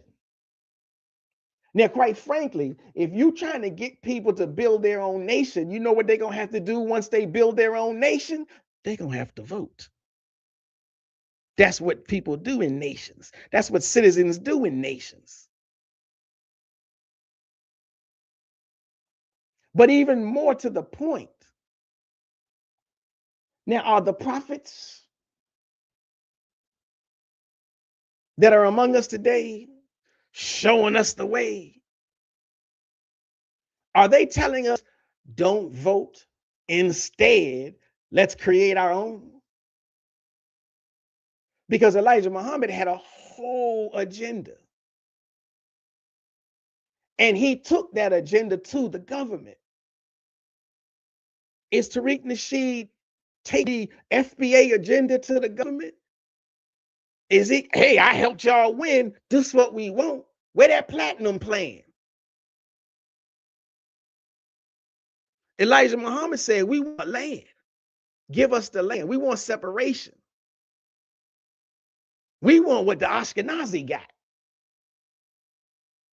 That's the reason he said don't vote. He said don't vote so that we can get the land. Now, if they said we ain't going to give you the land, well, then you got to go vote.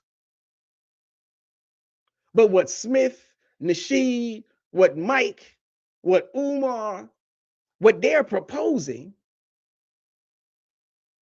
has zero intellectual lineage in Black liberation thought, from the academic levels to the grassroots levels. It's a novel invention. So was the coronavirus. But that's what they want.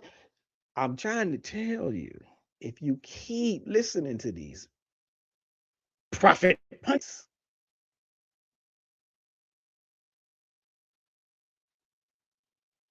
so Buddha Namaste says, I'm trying to figure why it's a pushback on FBA.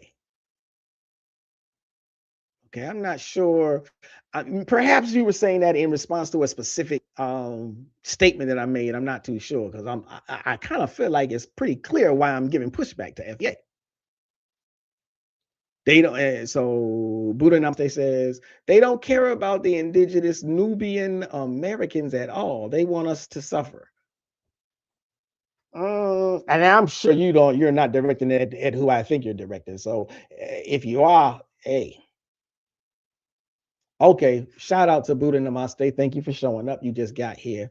I can't run down everything, but essentially what I'm saying is the pushback on FBA, the pushback on Mike, Stephen A. Smith, Kanye West, Tariq Nasheed, Ice Cube, and whoever else, the pushback is the methodology, the ideology, the decisions on politics, at the very least.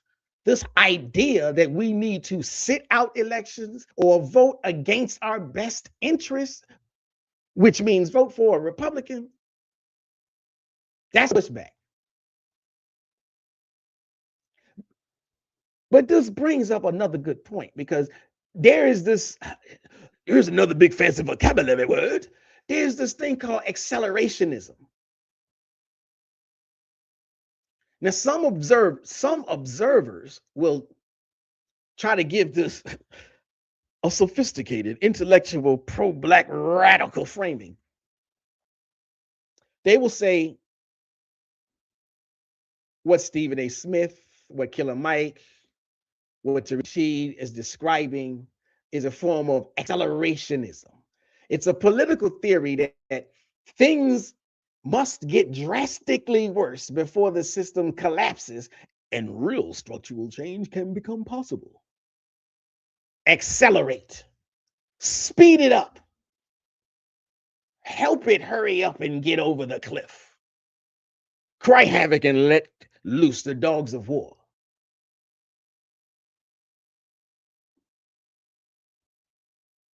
Now, in some ways, I used to hold an interest in that idea until, once again, when you hear things that sound good, but you gotta inspect them. You gotta think about them and reflect upon them. And so here's what I mean. Accelerationism, it might have some merits, but it definitely has some serious, well-documented flaws. But it does at least belong to the category of intellectualization, the theory of change. It says, push the system to collapse, and from the ruins, build something structurally new. Is it a bad theory? Maybe the jury is still out. A lot of people say it's still a bad theory. And here's the reason they say it. Because when the system collapses, history consistently shows that it is the most vulnerable people who are harmed first, second, third. It is the most vulnerable people who die first, second, and third. Not the theorists who designed the collapse from safe distances. Just like, when all those billionaire elites declare war, hello, Epstein regime, the Iran war. It's the most vulnerable people who suffer when the big boys say we're going to go to war.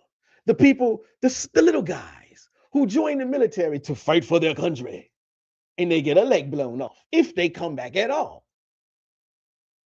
It's the people who end up receiving the bombs and the bullets.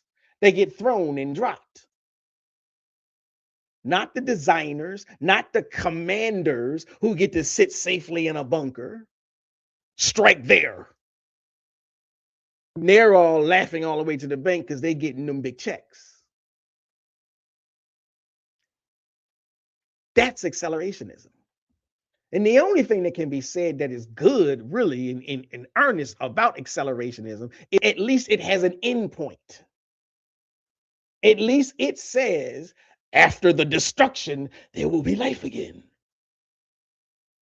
But what Smith is talking about, what Nasheed is talking about, what they're proposing, it's not a theory of change.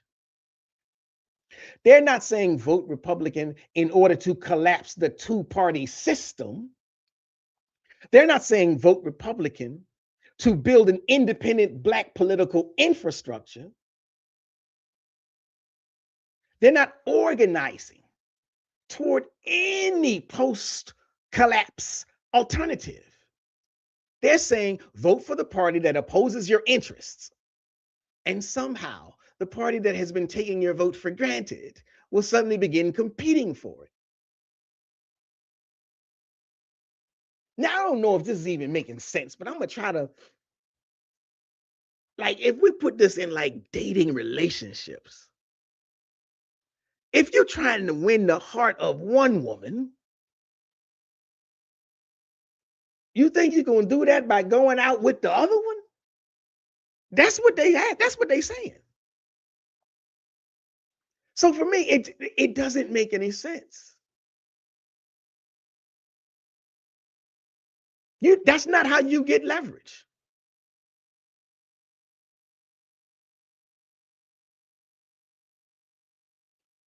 So as far as I'm concerned, there's no mechanism by which this leverage flex that they are promoting, there's no mechanism by which voting for Republicans produces the tangibles they say we want. You're not going to get reparations by voting for the people that won't even let the bill come to the floor for a vote. That ain't accelerationism. That's not even strategy. And again, I just got to keep circling back around. For everybody, okay, I'm not mad that you disagree with me. I'm not mad that you think, you're just picking on, why are you talking so? Listen, let's say I'm absolutely dead wrong. Let's say I'm absolutely dead wrong. Here's my question. Since Tariq is so right, since Stephen A. Smith is so right, since Killer Mike was so right, since Dr. Umar was so right, what are they demanding from the Republican Party right now? 2 years into this administration, if tangibles are so important, if having a political party that doesn't do anything for you is so bad, what have the Republicans done for us in 2 years? That's my question. They control the White House, they control Senate, they control Congress, they control Supreme Court.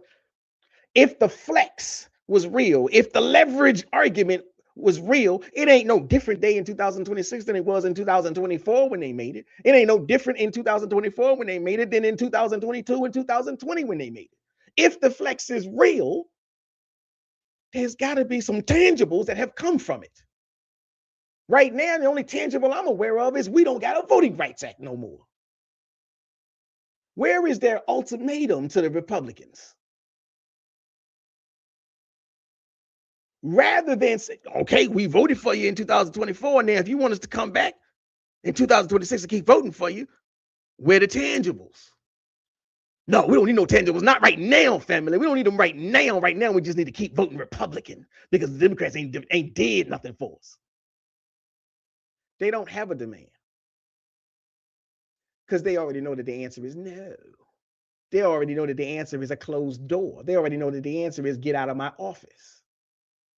See, they only apply pressure to the side that they believe actually can move the needle. And they don't want you to apply pressure to that side. They want you to leave that side alone.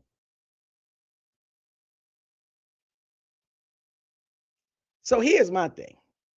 If I let you dupe me into this down ballot, sofa surfing, couch voting insanity once, whether it be in 2020, 2022, 2024, if I believe that grift then, and I sit up here now, and I happen upon the idea that I should be doing an audit on my actions. How did my political activity impact my political reality? I should recognize, I should come to the realization that we ain't got nothing from that move. That move didn't help us. Though I believed in it wholeheartedly, I should come to the realization that we are worse off. And I ain't even just talking about the Black community. We are definitely worse off. But even if this wasn't a Black thing, the American public, all across all walks of life, races, and ethnicities and communities, is worse off. So what does that say about me if I let you dupe me again? All this doggone talk about we ain't got nothing from the Democrats. Last 60 years, last 20 years. I'm just going to keep saying, go watch my other videos. I know you're not going to do it, but I'm going to just keep saying, go watch my other videos. Because I laid out with so many beautiful receipts that talking point is hogwash. I will say this, though. If you're willing to ignore the facts and just let these miscreants misguide you and miseducate you again, then you know something? I got one more hip person to bring up. You know something? If you're willing to let all of this miseducation mold you, then Kanye West was right. Kanye West was right. Appreciate that. Buddha Namaste. Appreciate you. I just subscribed. Thank you. Hit that like button, fam. Subscribe to the channel. If you want to, and if you got the ability to, hype up the channel, hype up the video. But at least hit the like button and subscribe to the channel.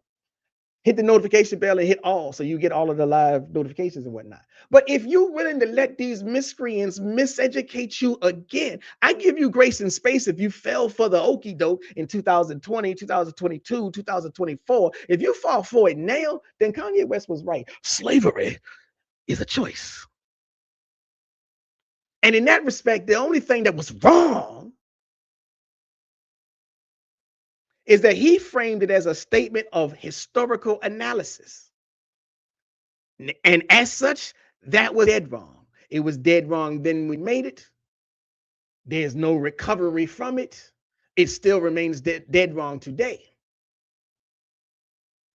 But there's a kernel of truth in that statement if you consider that it should be applied to the now, that it should be applied to our tomorrow, to the future. It's not a statement about the past. I know he intended it to be, but it certainly applies to now and tomorrow. And in that regard, see, now we happening upon this little thing called mental liberation. Now, I don't know if you know about him. If you don't, you need to check him out. A brother named Jawanza Kunjufu, he wrote about mental liberation, break the mental chains of slavery. Now, of course, when Kanye made the statement, the backlash was swift, and it was correct. Like I said, the statement was made as a historical conclusion or as a conclusion about history. And as such, it erased the material reality of the Black experience, the physical violence, the legal apparatus that criminalized literacy, that criminalized our bodies, and the enforced family separation and the economic theft spanning generations, the reasons we are in the predicaments of the wealth gap. So I'm not here to justify Kanye West.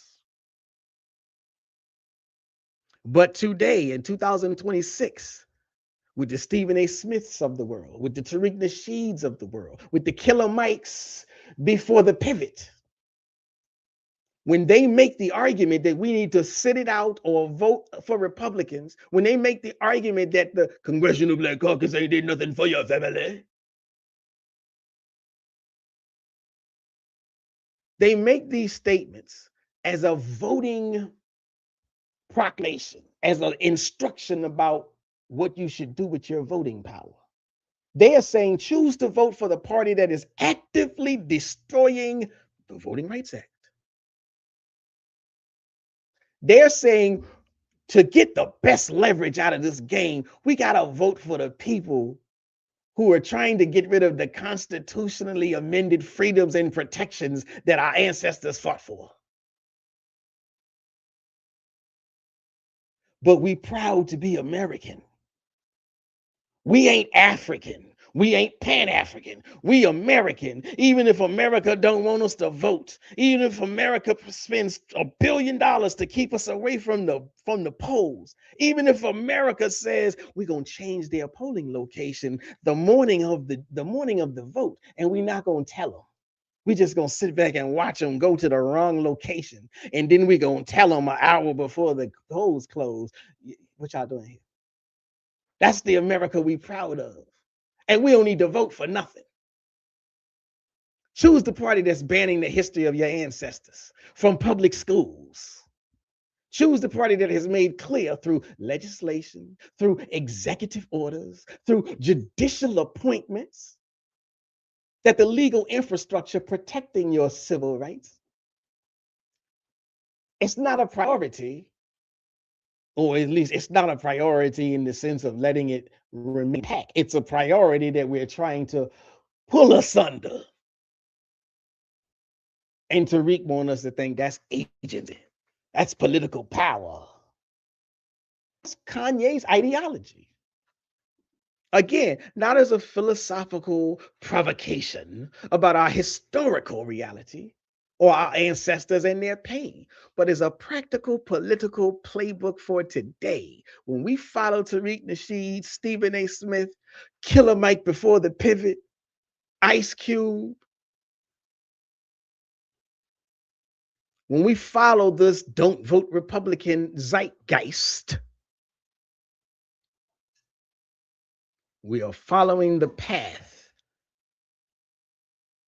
of Jim Crow 2.0. Some people say it's John Crow. Some people say it's Don Crow. And so I just want us to know, let us make sure you understand. You're taking political advice from a millionaire who won't hurt one day from the consequences. No, not Mr. Nine-figure sportsman, Stephen A. Smith, with $100 million ESPN contract. He won't hurt, none at all. It won't matter to him. When you take advice from Tariq Nasheed, whose net worth is purportedly around $3 million, it might be more. He won't be hurting. Killer Mike before the pivot, worth somewhere around $5 million.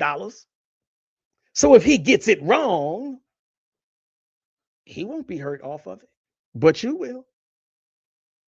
The people being asked to make the sacrifice are the ones who need Medicaid, and the white Republican congressional members got their door closed when you go asking for it.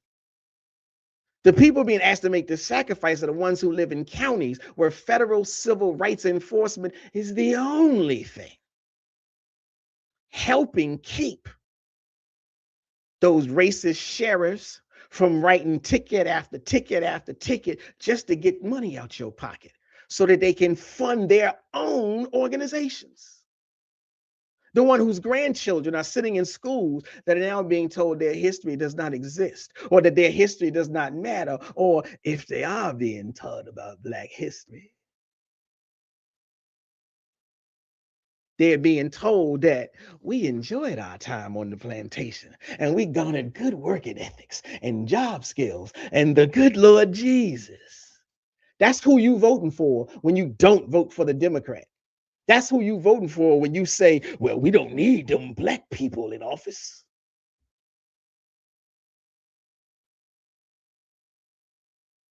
We are the people being asked to absorb the cost of a political experiment that's designed by men who will not feel any of the pain when that political experiment lands in our laps.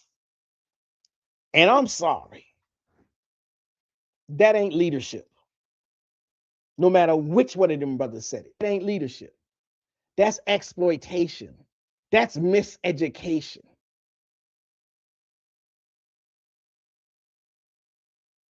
So with that, I might start the close. See, again, this is the stupidity. Whites benefit off Medicaid more than Blacks. And for whites, does that mean Blacks don't benefit off of Medicaid? Does that mean there are no Blacks who need and are literally on Medicaid? The stupidity, that's all I'm gonna keep saying. It's a stupid argument. But let us close the books. What's true in 2026? The platinum plan that these fools voted for is nowhere to be accounted for. No legislation introduced, no appropriations, no committee makeups, no federal dollars directed to the Black communities under this platinum plan. The Minority Business Development Agency not only got targeted for elimination, but was effectively gutted, just like the Voting Rights Act, by the orange man that they said is a better opportunity for us. Because Black people don't need Medicare. We don't need Medicaid. There's more white people using that. There's more white people on food stamps. There's more white people on public assistance. BFF, you are the coward because you refuse to accept the stupidity of your statement. There's more white people on Medicaid, so Black people don't need it.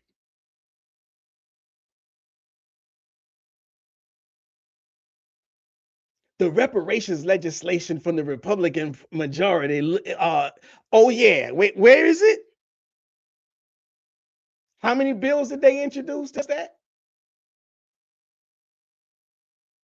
The federal DEI programs, which was the closest thing to even a kernel and a morsel of an avenue towards anything remotely smelling like reparations.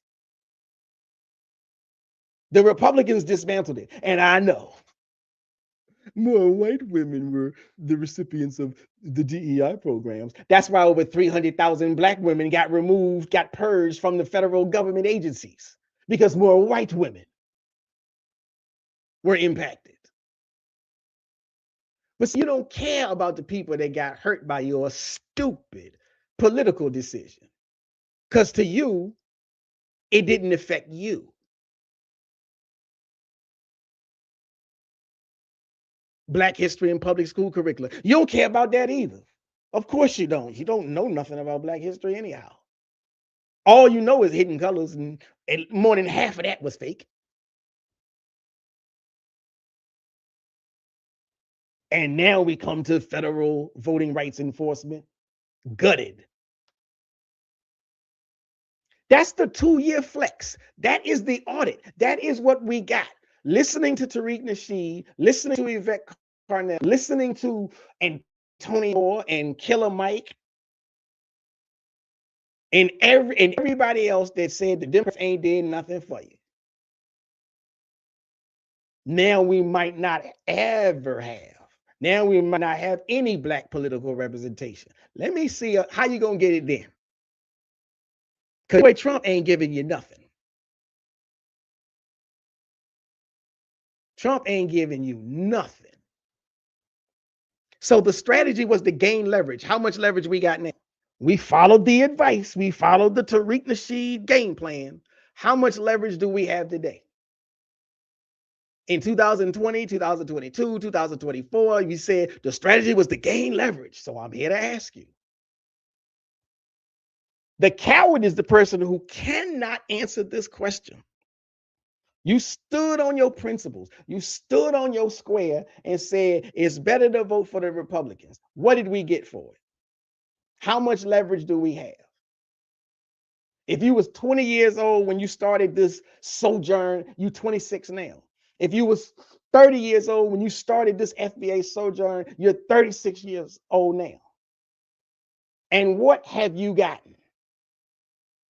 What are the political gains that you have experienced, that the Black community has experienced off of all of this Nasheedism, Stephen A. Smithism? Y'all got the White House. Y'all are the ones that voted for this mess, so y'all got the White House. Where's the public ultimatum from Smith, from Nasheed? Like I said earlier, at least Killer Mike said, you know something, maybe I effed up. We need to get out there and vote some more. But the big dogs on the block is still saying, don't vote or vote for the Republicans again. And y'all sucking it up like catnip.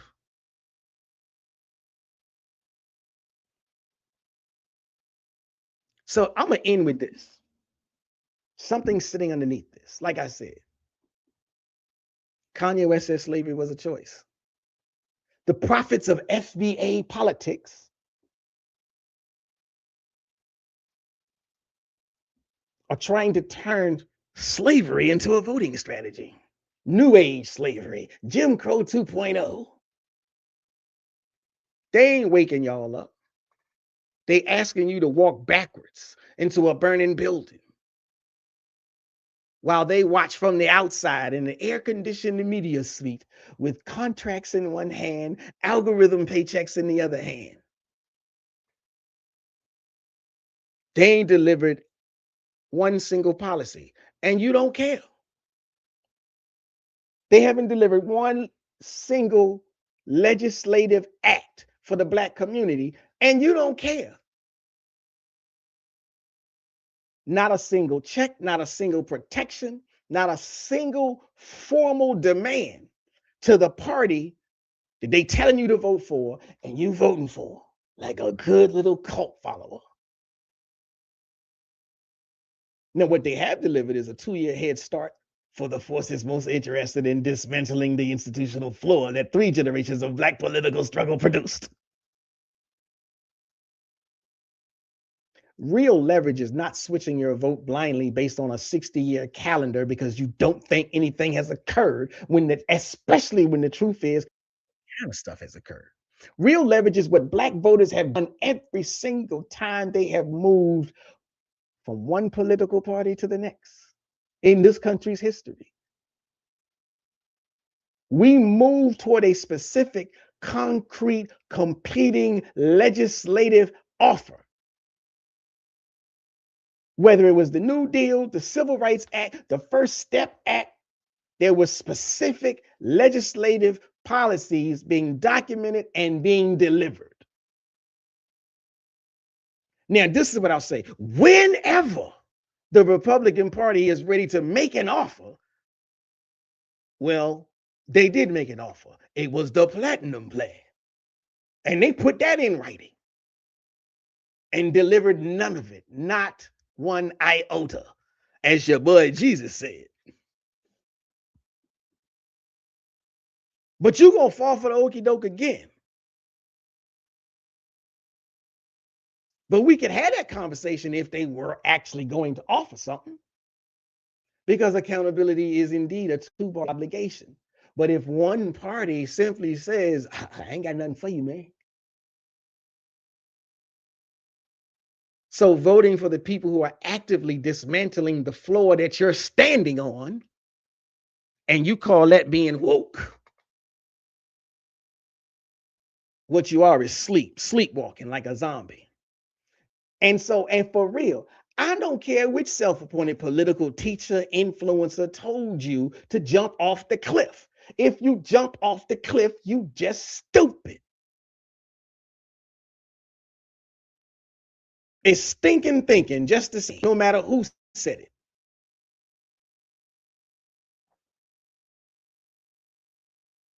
BFF, I'm on your kufu. Just keep your eye out. I don't care. Nothing has occurred. Nothing has occurred. I don't know what that means. But let me see. Where is my brother? Wow Television.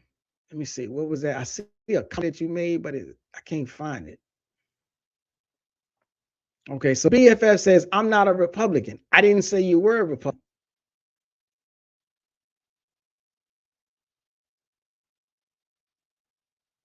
BFF says, what have Democrats done for Black Americans? I'm old enough to see nothing done from Democrats, and it's a long time. Are you the same brother that said you live in Vegas? Where do you live, BFF? Where do you live, BFF? That's what I want to know. Buddha Neste says he trolling, Elder. Thank you, brother. I know. I'm playing with him. I'm trying to get, like I said, I give great space. I understand if you feel like this FBA thing is real. That's why I'm asking you to do an audit. I'm asking you to look at what you were told and what you got. Because, like you said, FBA, you always say the name of the game is the tangibles. Now, I understand that you feel like we ain't got no tangibles from the Democrats or black Congress members or so on. I understand the argument. What I'm asking you is, since we think we haven't gotten anything from the Democrats, we moved to for the Republicans. Well, we voted for the Republicans 2 years ago. What tangibles have we gotten? Because again, I have already shown what the tangibles were from the Democrats within the past 2 years. I know you ain't gonna go and look at that video. No, you're not gonna do that. Even if you did do it, you can come back and get on my goofy head and tell me none of them matter. That's another reason I'm like, I'm not gonna do but so much like hand holding and going back over it, because no matter what I say, you're gonna say that don't matter, because I've already given you the examples. If a congressional black member made sure that funding maintained millions or almost billions to the HBCUs in their district, that ain't nothing. Tariq said that ain't nothing. But that's a congressional black member.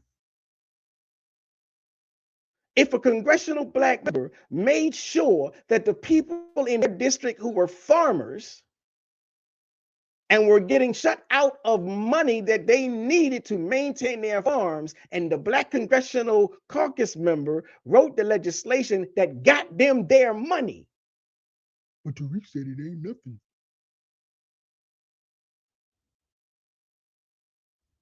Tariq said it ain't nothing.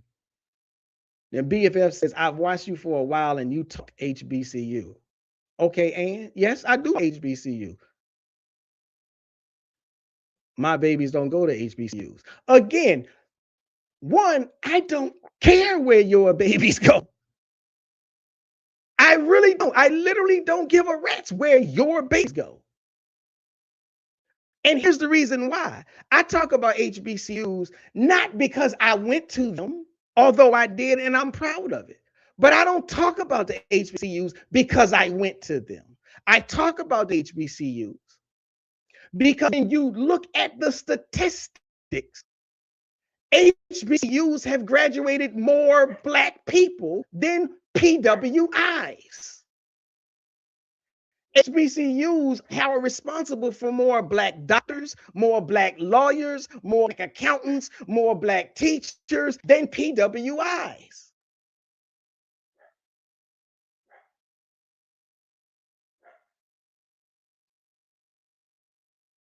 So you can't say at the same time you are concerned about the black community, but then you're only concerned about your street. You only concerned about, well, my babies don't go there, so it don't matter. There is a nation of black people who went to HBCUs and are still going to HBCUs and are graduating HBCUs and are coming into the work field to get their money, but to do stuff to help the black community, whether your baby went to that school with them or not. But maybe you don't care about HBCU, not only because your babies don't go there, because your babies ain't gonna never hire a black professional with nothing. You're gonna go have a white doctor and a white lawyer and a white accountant and a white teacher and whatever else. That's why you don't care about HBCUs.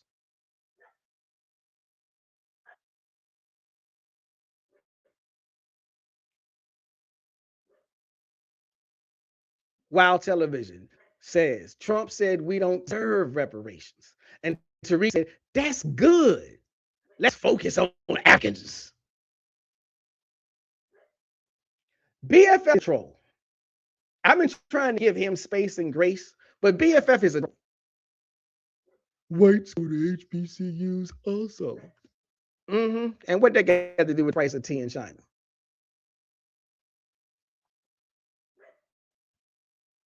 BFF is a troll. Now, as I think about it, though, I appreciate your presence, brother. You helping the algorithm. Keep on saying dumb shit. Keep on. You helping the algorithm. I really do appreciate you being here. But I will say this. I've reached the end of my segment. I've reached the end of my notes. What are Democrats doing for the black community as a whole? I've already answered that dumbass question. Ladies and gentlemen, this is your brother Shabazz. I really do appreciate you joining in, watching, paying attention, joining in and making comments. Shout out to Wow Television. You a real one. Shout out to BFF Bird Brain. You a real one too, real troll. Shout out to you. And you can jump on my kufi, be on my neck, or whatever else it is that you said. I'm trying to see if I missed anybody. I know most of the people was trolls, but anyhow, what was it? Be moving. Everybody that showed up and made comments, I tried to get your name on the screen and give you a shout out and engage with your commentary, even if it was troll-ish. But like I said, so this is what I do on this channel. I try to present critique and analysis. Yes, I got long-standing beef with some of your prophets, but I'm not disrespecting your prophets for the sake of disrespect. I'm analyzing your prophet to see if the strategies that they are giving you are helping you. And when you can't answer simple questions, then either you don't have the capacity or they not helping. But again, thank you for tuning in. This is your brother Shabazz. You have been watching and listening to The Proper Perspective. Hit the like button, leave more comments, share this with anybody else that wants to see what does it mean to have an audit of your political background, of your political playbook. And make sure you hit the like button because you will then make sure you hit the notification bell, hit all, and then you get the notifications every time I go live. This is Brother Shabazz. This is Perspective, and I'm gonna get up out of here. Peace. Shabazz, break it down with the proper perspective. The proper perspective. So much controversy and a lot of deception. You don't know who's coming through with the light and reflection. And whose mouth is mumbling, trick knowledge deceptive. Shabazz, break it down with the proper perspective. So